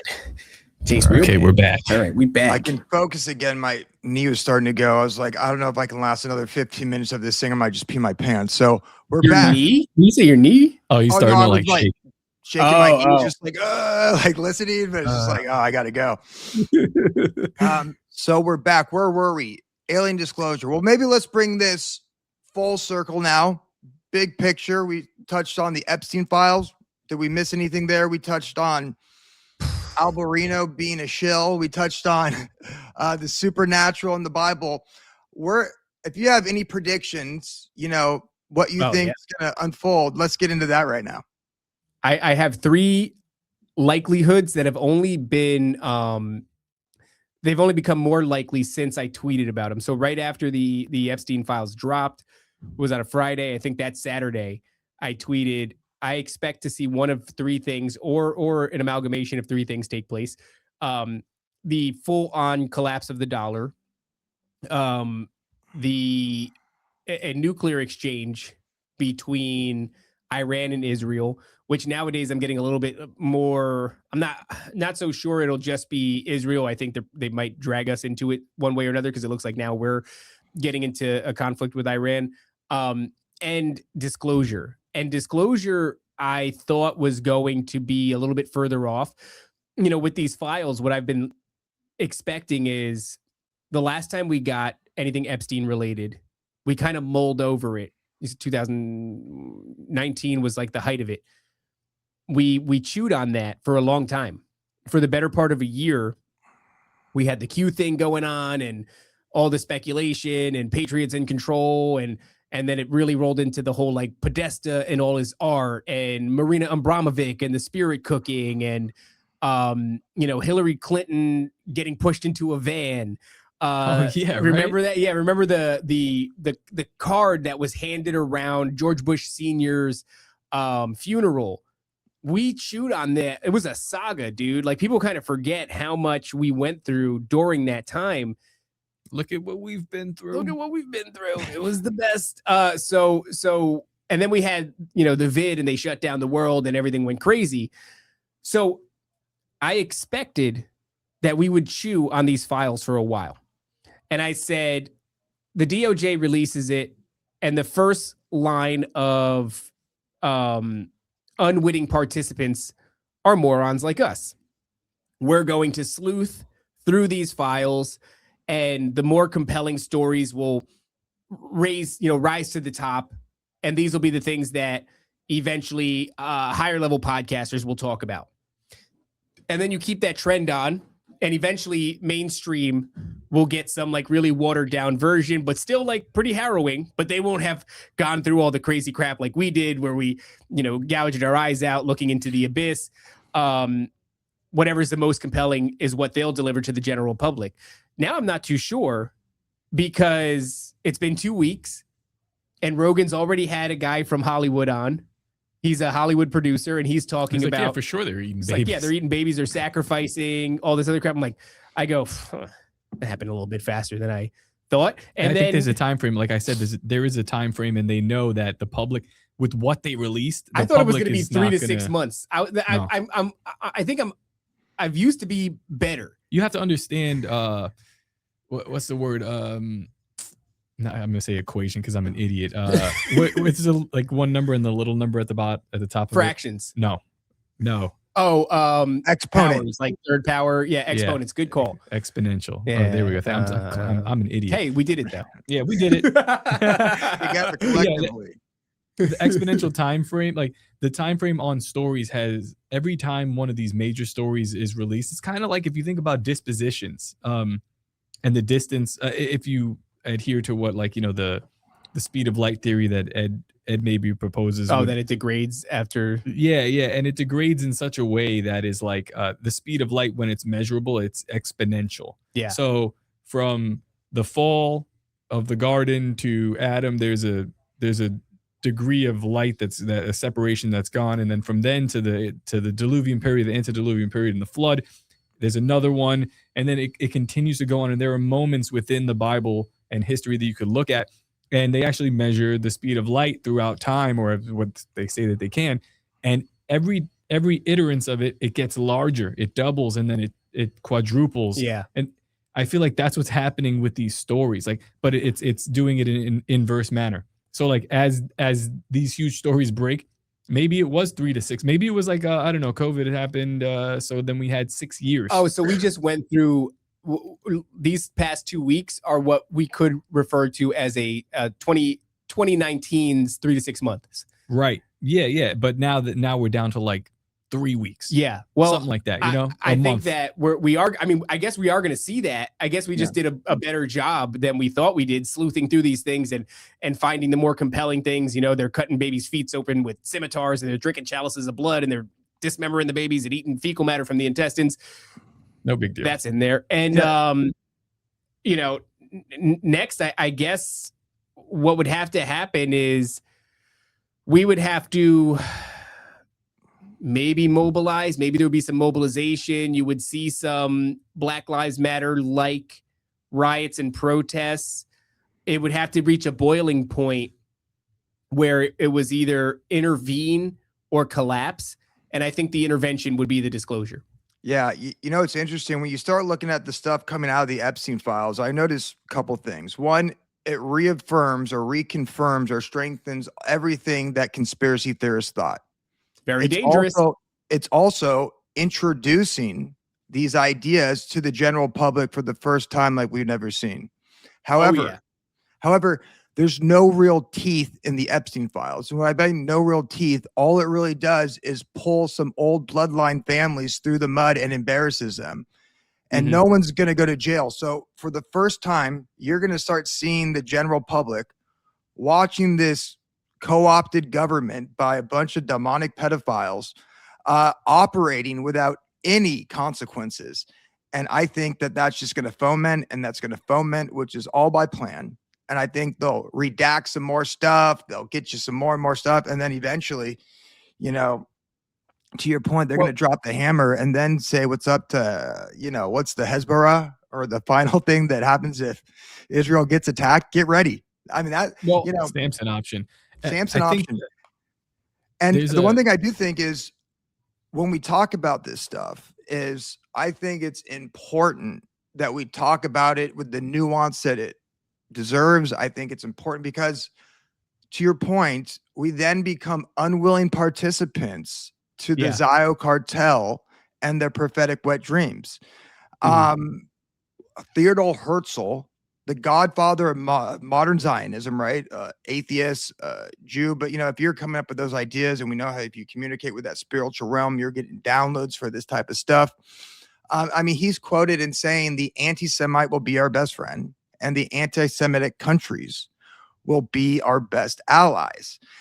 And you see that unfolding, and by the actions of the IDF, by the actions of the Mossad Epstein network, and the fact that they're releasing this, it's truly incredible to watch their prophetic wet dream from all the way back in 1800s, right? When this guy came on the scene, actually come full circle, and it's going down.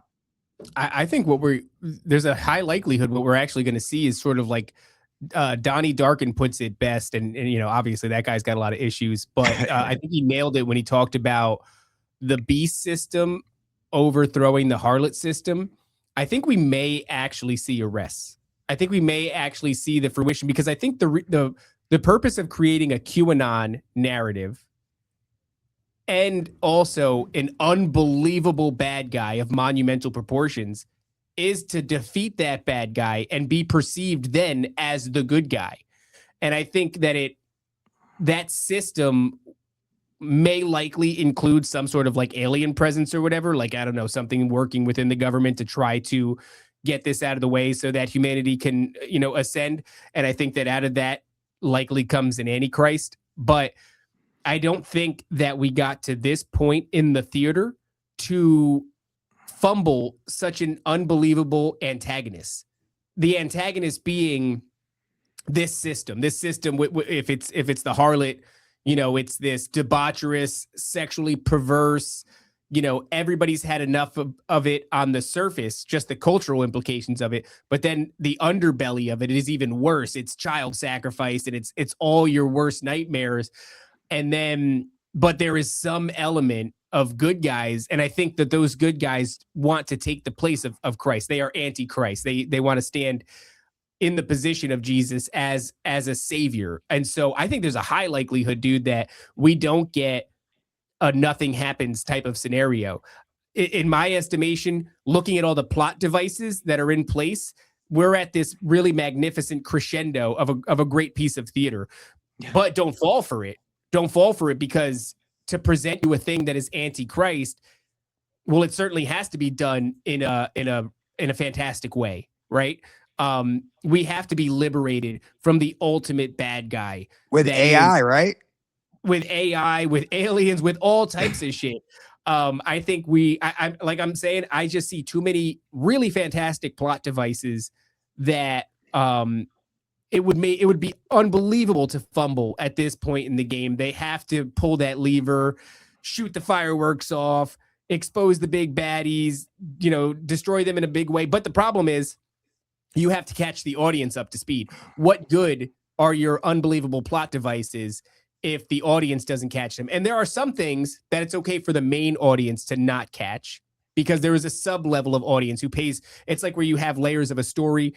There's one for the main audience, but then the ones who really care about the art, the critical thinkers, they see a subplot level that, I would say basically as conspiracy theorists, they have to aim at us. They have to aim at us. They have to convince us of a thing. So, but first, you do have to catch everybody up to speed. You got to catch up the conspiracy theorists to the subplot. You got to catch up the main audience to the overarching plot. And then you got to pull the trigger, watch the baddie fry, and everybody. And then, hey, if they do a couple other things, by the way, like Biden, there's emails about him wearing a rubber mask and it not really being Biden, and that Biden himself died in a firing squad back in 2019, and that the dude that we've been watching is, somebody in a mask. So if there's an additional layer of plot where, like, we got rid of them a long time ago, we had to keep business as usual going on, because if we revealed it to you QAnon style, right? This is where the QAnon, they're going to catch the Q people, dude. They are going to catch them so hard, because they're going to fall for what we're going to be tempted to fall for, which is vindication. and that vindication is going to, cast scales over their eyes like nobody's business. But we got rid of all the bad players. Yeah, Hillary Clinton was forced into a van in that video that you saw, and then she was brought to, a firing squad. Biden was, all this stuff. We couldn't tell you because the general public would have never understood. We had to reveal their sins to you. There is an interesting quote that I've been left with recently, and I remembered where it came from. I was like, where did this come from? Why do I know this?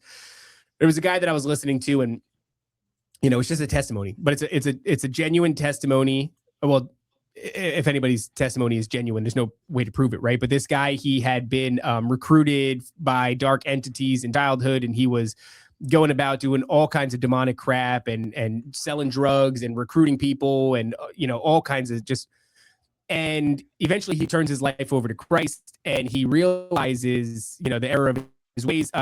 He then has this really intimate relationship with Holy Spirit, where Holy Spirit is revealing things to him. And one of the things that it revealed, and I don't know, I'm not saying that this is true, right? It's just also something that Cliff High said. Cliff High anticipated that there was going to be a rapture event, but the way that he interpreted it from his AI data scraping machine was that it would be the illusion of one, and that people across the Bible Belt of America would come away feeling like they saw a shit ton of people get raptured, but they themselves weren't raptured.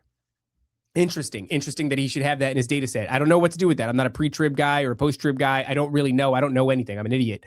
But this other guy who has this testimony, who gets tight with the Holy Spirit reveals to him, allegedly, that there would come a time, a season. He didn't know when it was. I heard this a year ago, and it was surely recorded way earlier than a year ago. It just took a while to release. There would be a season.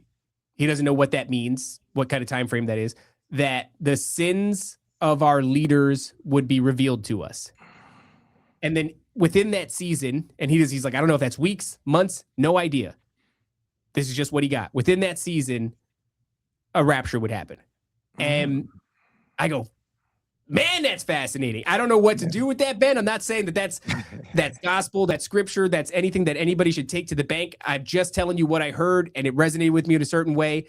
And I went, man, that's fascinating. Yeah. And what does that mean? Does that mean that a real rapture would take place if it did happen, or would it be a false rapture that would be facilitated by something? I have no idea. I like Ben from this Menace the Menace. Oh yeah.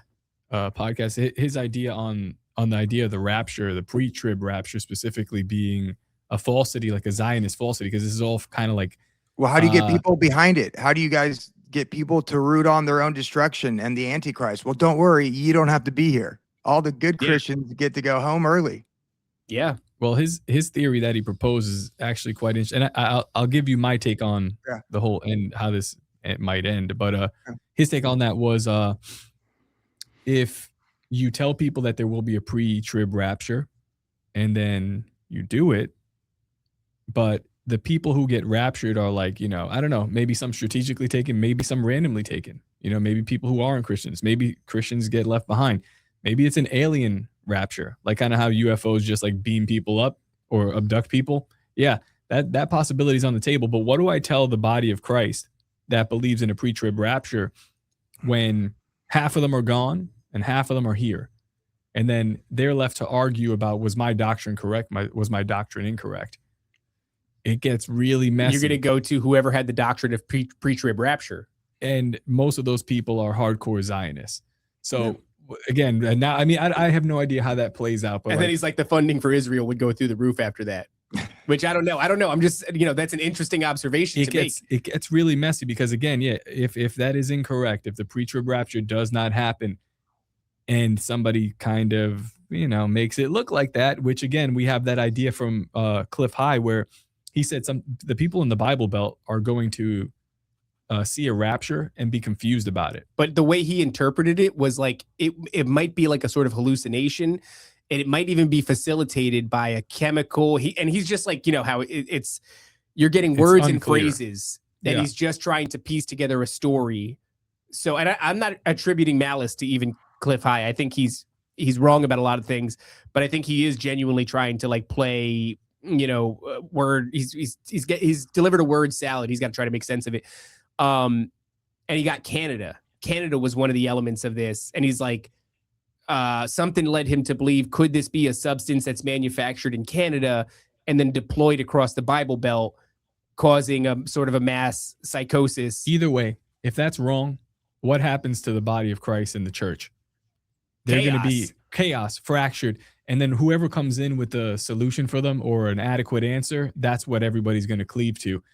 And God, man, I don't want to know what that solution is, but you can, I mean, when we're talking about the ultimate deception, people think that they avoided it. Nah, man, I think that's going to be it. Whatever comes in as that solution is presented to the church, that's going to be the solution. And also, I mean, the rest of America or the world, if they're like, hey, a rapture happened, get in the church. People are going to be flocking to the churches. All it takes is for this one deception to twist the word of God and be the new doctrine. And don't say it can't happen, because again, like most people are reading from the Scofield Bible. Like most of our interpretation of the modern church is incorrect, largely incorrect. That's why most people are led astray. So can this happen again? Of course. Will it? Yeah, most likely. That's kind of what I'm a little suspicious of there. And I think that in those times, Ben, the most important thing, more important than probably it's ever been, will be the component of faith. Like, you need to be steadfast in your walk with God, almost to the extent that it changes nothing. What's the goal? Make disciples of men, strengthen your relationship with God.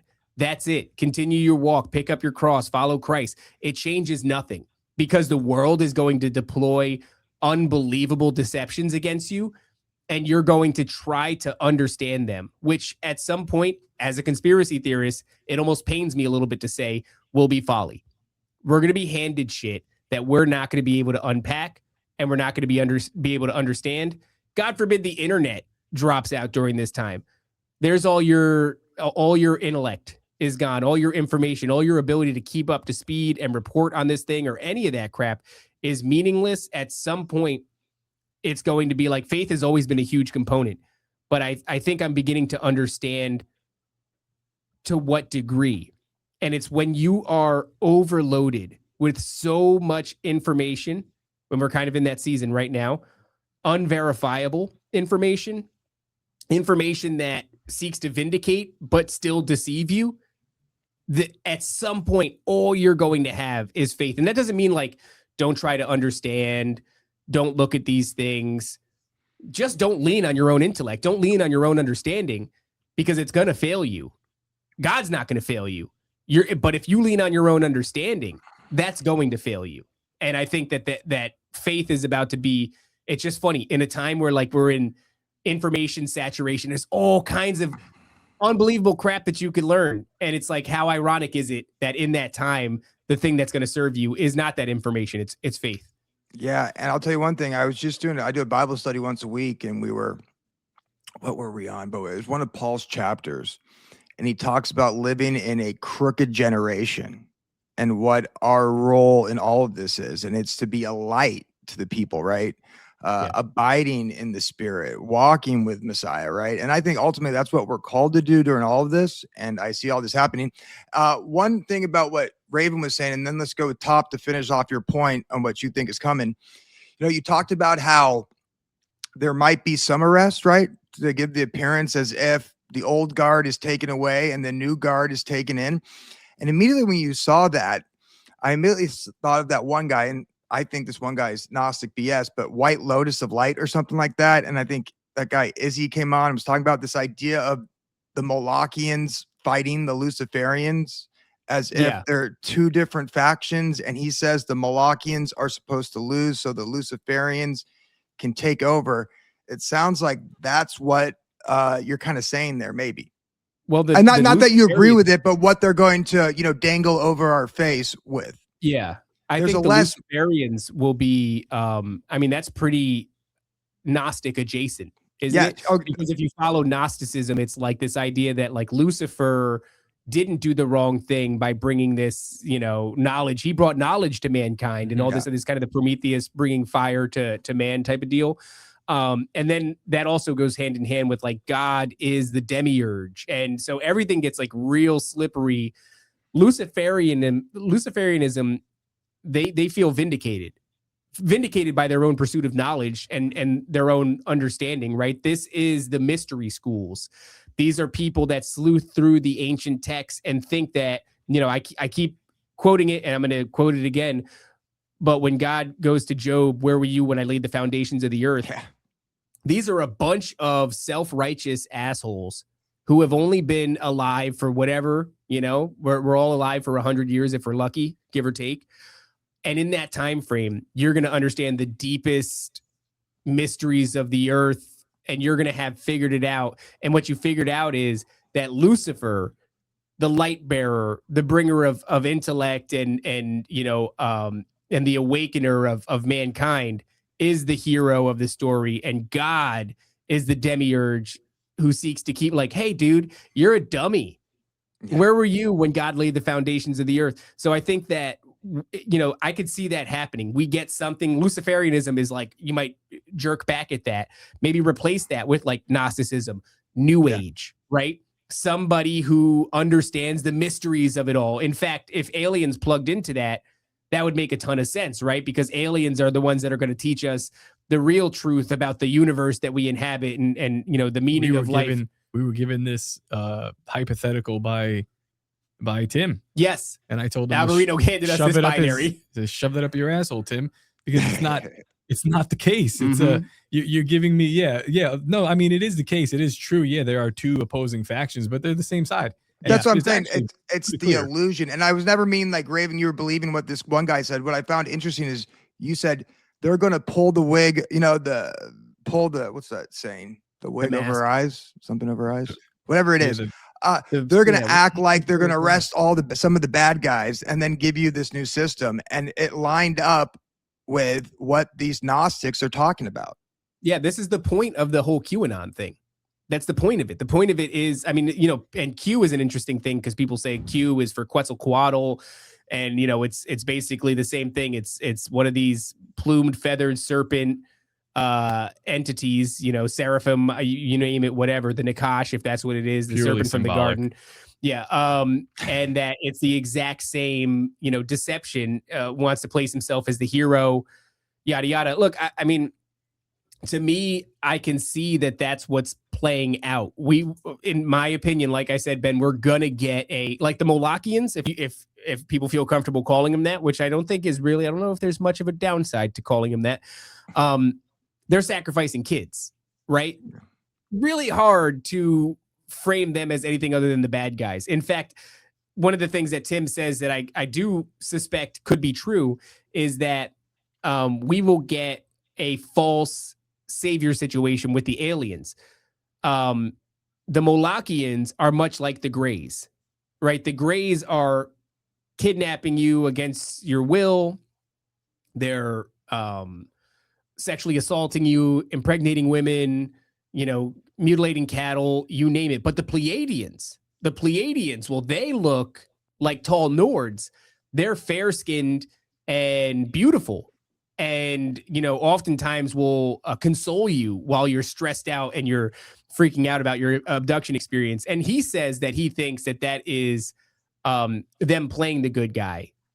But he still maintains that there are some good guys among them. I don't know how he determines that, but it's the same exact thing. From a mistranslation of a Bible verse in 2 Kings is how he determines it. Right. So, which, by the way, even when he says it, they were still killed for their neutrality, which means that they never were neutral. They stood against God. They were never a planet. I mean, whatever. He thinks they're a planet. I don't know. It doesn't matter. So he thinks planets are real. All that's happening here, Molochians and Luciferians, it's better to rebrand them as Gnostics. They have the gnosis. Yeah. And Greys versus Pleiadians, which the Greys I think are just a biomechanical husk that is meant to carry out autonomous, jobs. It's a way for a spiritual entity. I suspect, I have no way of knowing. I suspect it's a way for a spiritual entity to interface with the physical realm by inhabiting this biomechanical husk and being able to carry out limited tasks.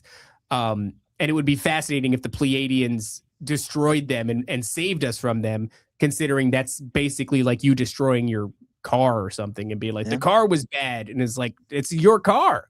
Yeah. You ran people over with your car. No, it was the car. The car was a whole species. You know what? And we terminated it. But just to finish that analogy, it is very much the same thing. It's a puppet on one hand and a puppet on the other hand, and it's controlled by Satan, and we're getting a little puppet show. That's the theater. That's the script. Yeah. I don't think that. I think maybe all this stuff plays out, and maybe there is like a war between factions. Maybe people get arrested. Maybe there's even beheadings or whatever you want to call it.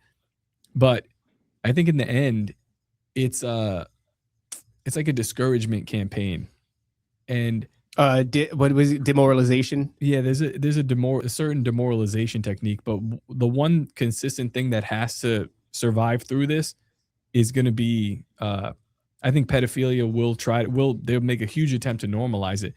We had a great example given to us, the AIDS epidemic. So we can look, eating them is fucked up. we can have sex with them. Well, what are they? Yeah, I mean, look, that's what they're gonna do. In Leviticus, they're like Leviticus 21, right? 18:21.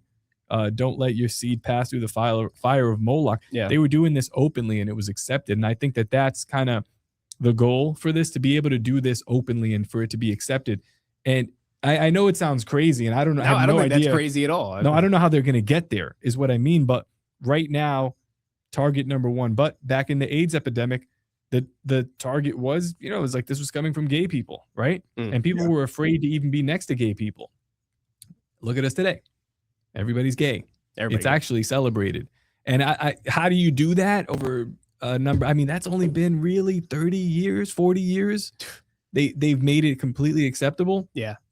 Yeah, 30 years, because in the 90s we were still like making fun of them, but it was also like, but we accept them. Yeah. So, but that's the main goal. That's actually, I mean, that's kind of what made me really get on this path too. I think that's spiritual coordination, right? I think that everything initiates in the spiritual realm, and you look how the world operates. There's no way they can all be on the same page like that. Correct. Unless there was a unifying spiritual force, in my opinion, that was kind of drawing them all together. That doesn't go away. Thing. Yeah. Yeah, the child sacrifice realistically is the thing. That's a thing that like is the linchpin of a lot of this. Yeah, well, it's very powerful. Something to do with the kids. Yeah, they need that. That doesn't go away. As a matter of fact, I think that they're going to use the Epstein Files to normalize it, bring it to the forefront. People will be outraged, and then they'll fizzle out. And I don't know how they're going to do it, but some way they will make this legal. And like I said this years ago, maybe 15 years ago on Facebook, I was like, man, they're going to normalize pedophilia. You know what'll happen? And you know how they'll normalize it? I got banned, and I was like, oh, damn, they're really going to try that. Within the files, they're going to tell you like, and this is what happens when you do this to children. And people are going to be like, wait, what? Entities and power and portals and psychic abilities and We better have sex with these kids. That could very well be a key to that. Yeah. You think people are going to become privy to that information and then be like, nah. And people, you know what the first question is going to ask? That's a great point. The first question is going to be like, is that the only way? You just told people how to make meth, and you're going to be like, but don't do it. Don't do it. Yeah. Like, yeah, of course they're going to do it. But it's crazy meth. It puts you in contact with entities. Well, it's the 9. They're from the Egyptian. Yeah. I guess so. But yeah, I mean, that's going to be it. You think people are just going to go like, the first question is going to be, is that the only way to achieve these things? And then they're going to go, yeah, it's the only way. Shouldn't do it. And then people are going to go, right.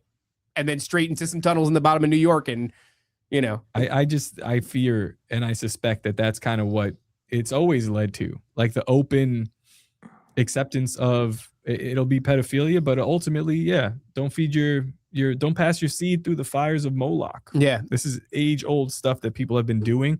And I think that they like to do it out in the open. The same way they do everything else now out in the open. So, I was watching the Fantastic Four movie last night with my son, and it's like, they have a giant entity that they have to sacrifice a child to, among a bunch of other like interesting themes.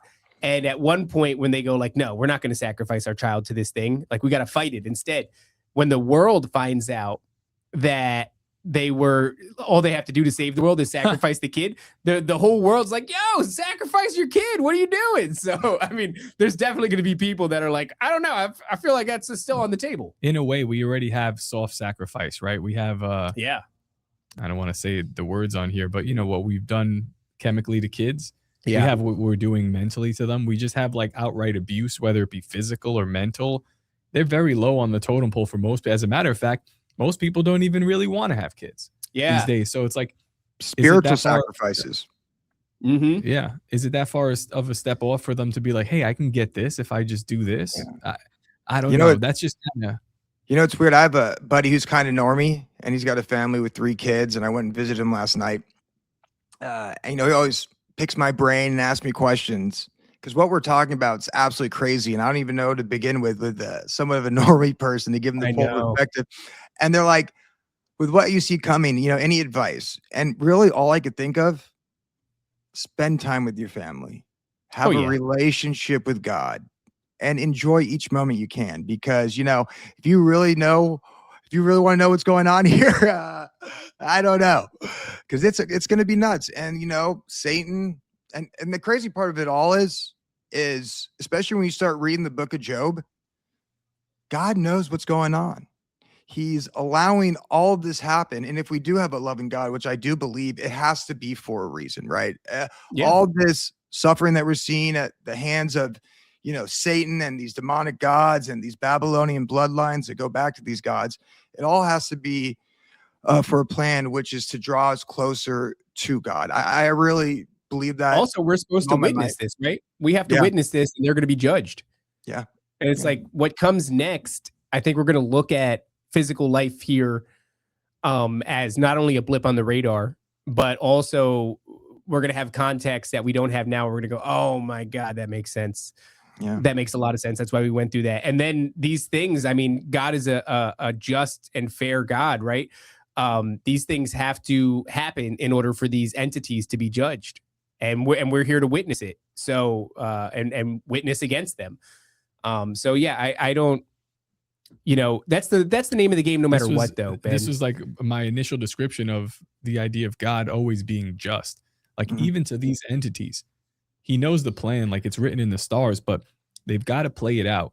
And then we still have to like have a record of their crimes. We have to see this stuff. He's like, I know what's on their heart. I know what they're going to do because time's kind of already happened and it's still happening and it's also happened before, but they're going to play it out. And he's got to he's sitting there patiently with his creation and us, which he's created, and he's watching them do this. But he's like, his main characteristic is being just and righteous. And he can't be righteous unless there's justice, and they can't be justice unless there's been the crime. And he's like, so then you have to do this. And then they have to tell me, I am the judge now at this point. They have to tell me what you have done, even though it's plotted, it's been played out. It's just got to happen. And it's like, man, you could look at that and go, why would you put us here, God? Why would you allow these things to happen? And it's like, they have to.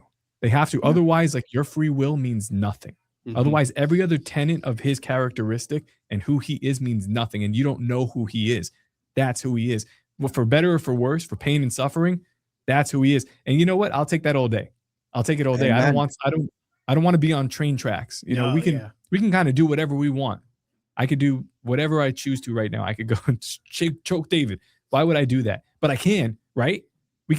It's just a beautiful, wow. We've been given that opportunity to do to have these choices. Loves us enough to give us freedom to destroy yourself, which is actually a really hard thing to do. It's like, even when you were a kid and you had like a pet. I remember my sister, she killed her ferret. That bitch. It was paralyzed from the waist down, and that ferret was adorable. It was that way when she got it, but she loved it so much that she was a little kid, and my dad's an idiot, let her do this, but she slept on it. Yeah. And it's like, when you're a kid, when you're naive, all you want to do is, you have a thing that you love, you want to hold on to it. You don't want to give it freedom. You don't want to give it freedom, but you also want it to love you. Which is interesting, because now you've made it your prisoner. You've taken away its free will. And, I guess in my sister's case, it ends up badly. Love, that's not love, right? Right. So God loves us, but gives us free will. I mean, man, that's a hard thing to do. And as a parent, that's a hard thing to do, right? I mean, I have a son, and it's hard to let him go and make his own mistakes. It's something that I'm constantly wrestling with, because I want him to just listen to me. And I've been coming to this place recently where I'm like, there's no way to tell a thing to a kid. Some things there are, and you make an effort to do that, but ultimately they have to go out and they have to fall flat on their face, and then That's it. That's Yeah. the only way to learn. The human experience, right? God warns us. We have to test them and come to the understanding that he was right about everything. But I think that's a great way to end it, that we have this God that is just, this God that is loving. And guess what? We are on his team. We are part of his family, and our goal is to bring other people into the family and strengthen our relationship. But we're approaching 2 hours and 15 minutes. Maybe one last time, tell the guys where they can find you and give Bohemian Grove a shout out. Yeah, dude. So find us anywhere you listen to podcasts, Nephilim Death Squad, on all platforms. And then we do a live show, Bohemian Grove. It's conspiracy based, it's Christian based, it's comedy based. The last one was absolutely insane. I don't think this one's going to be like that.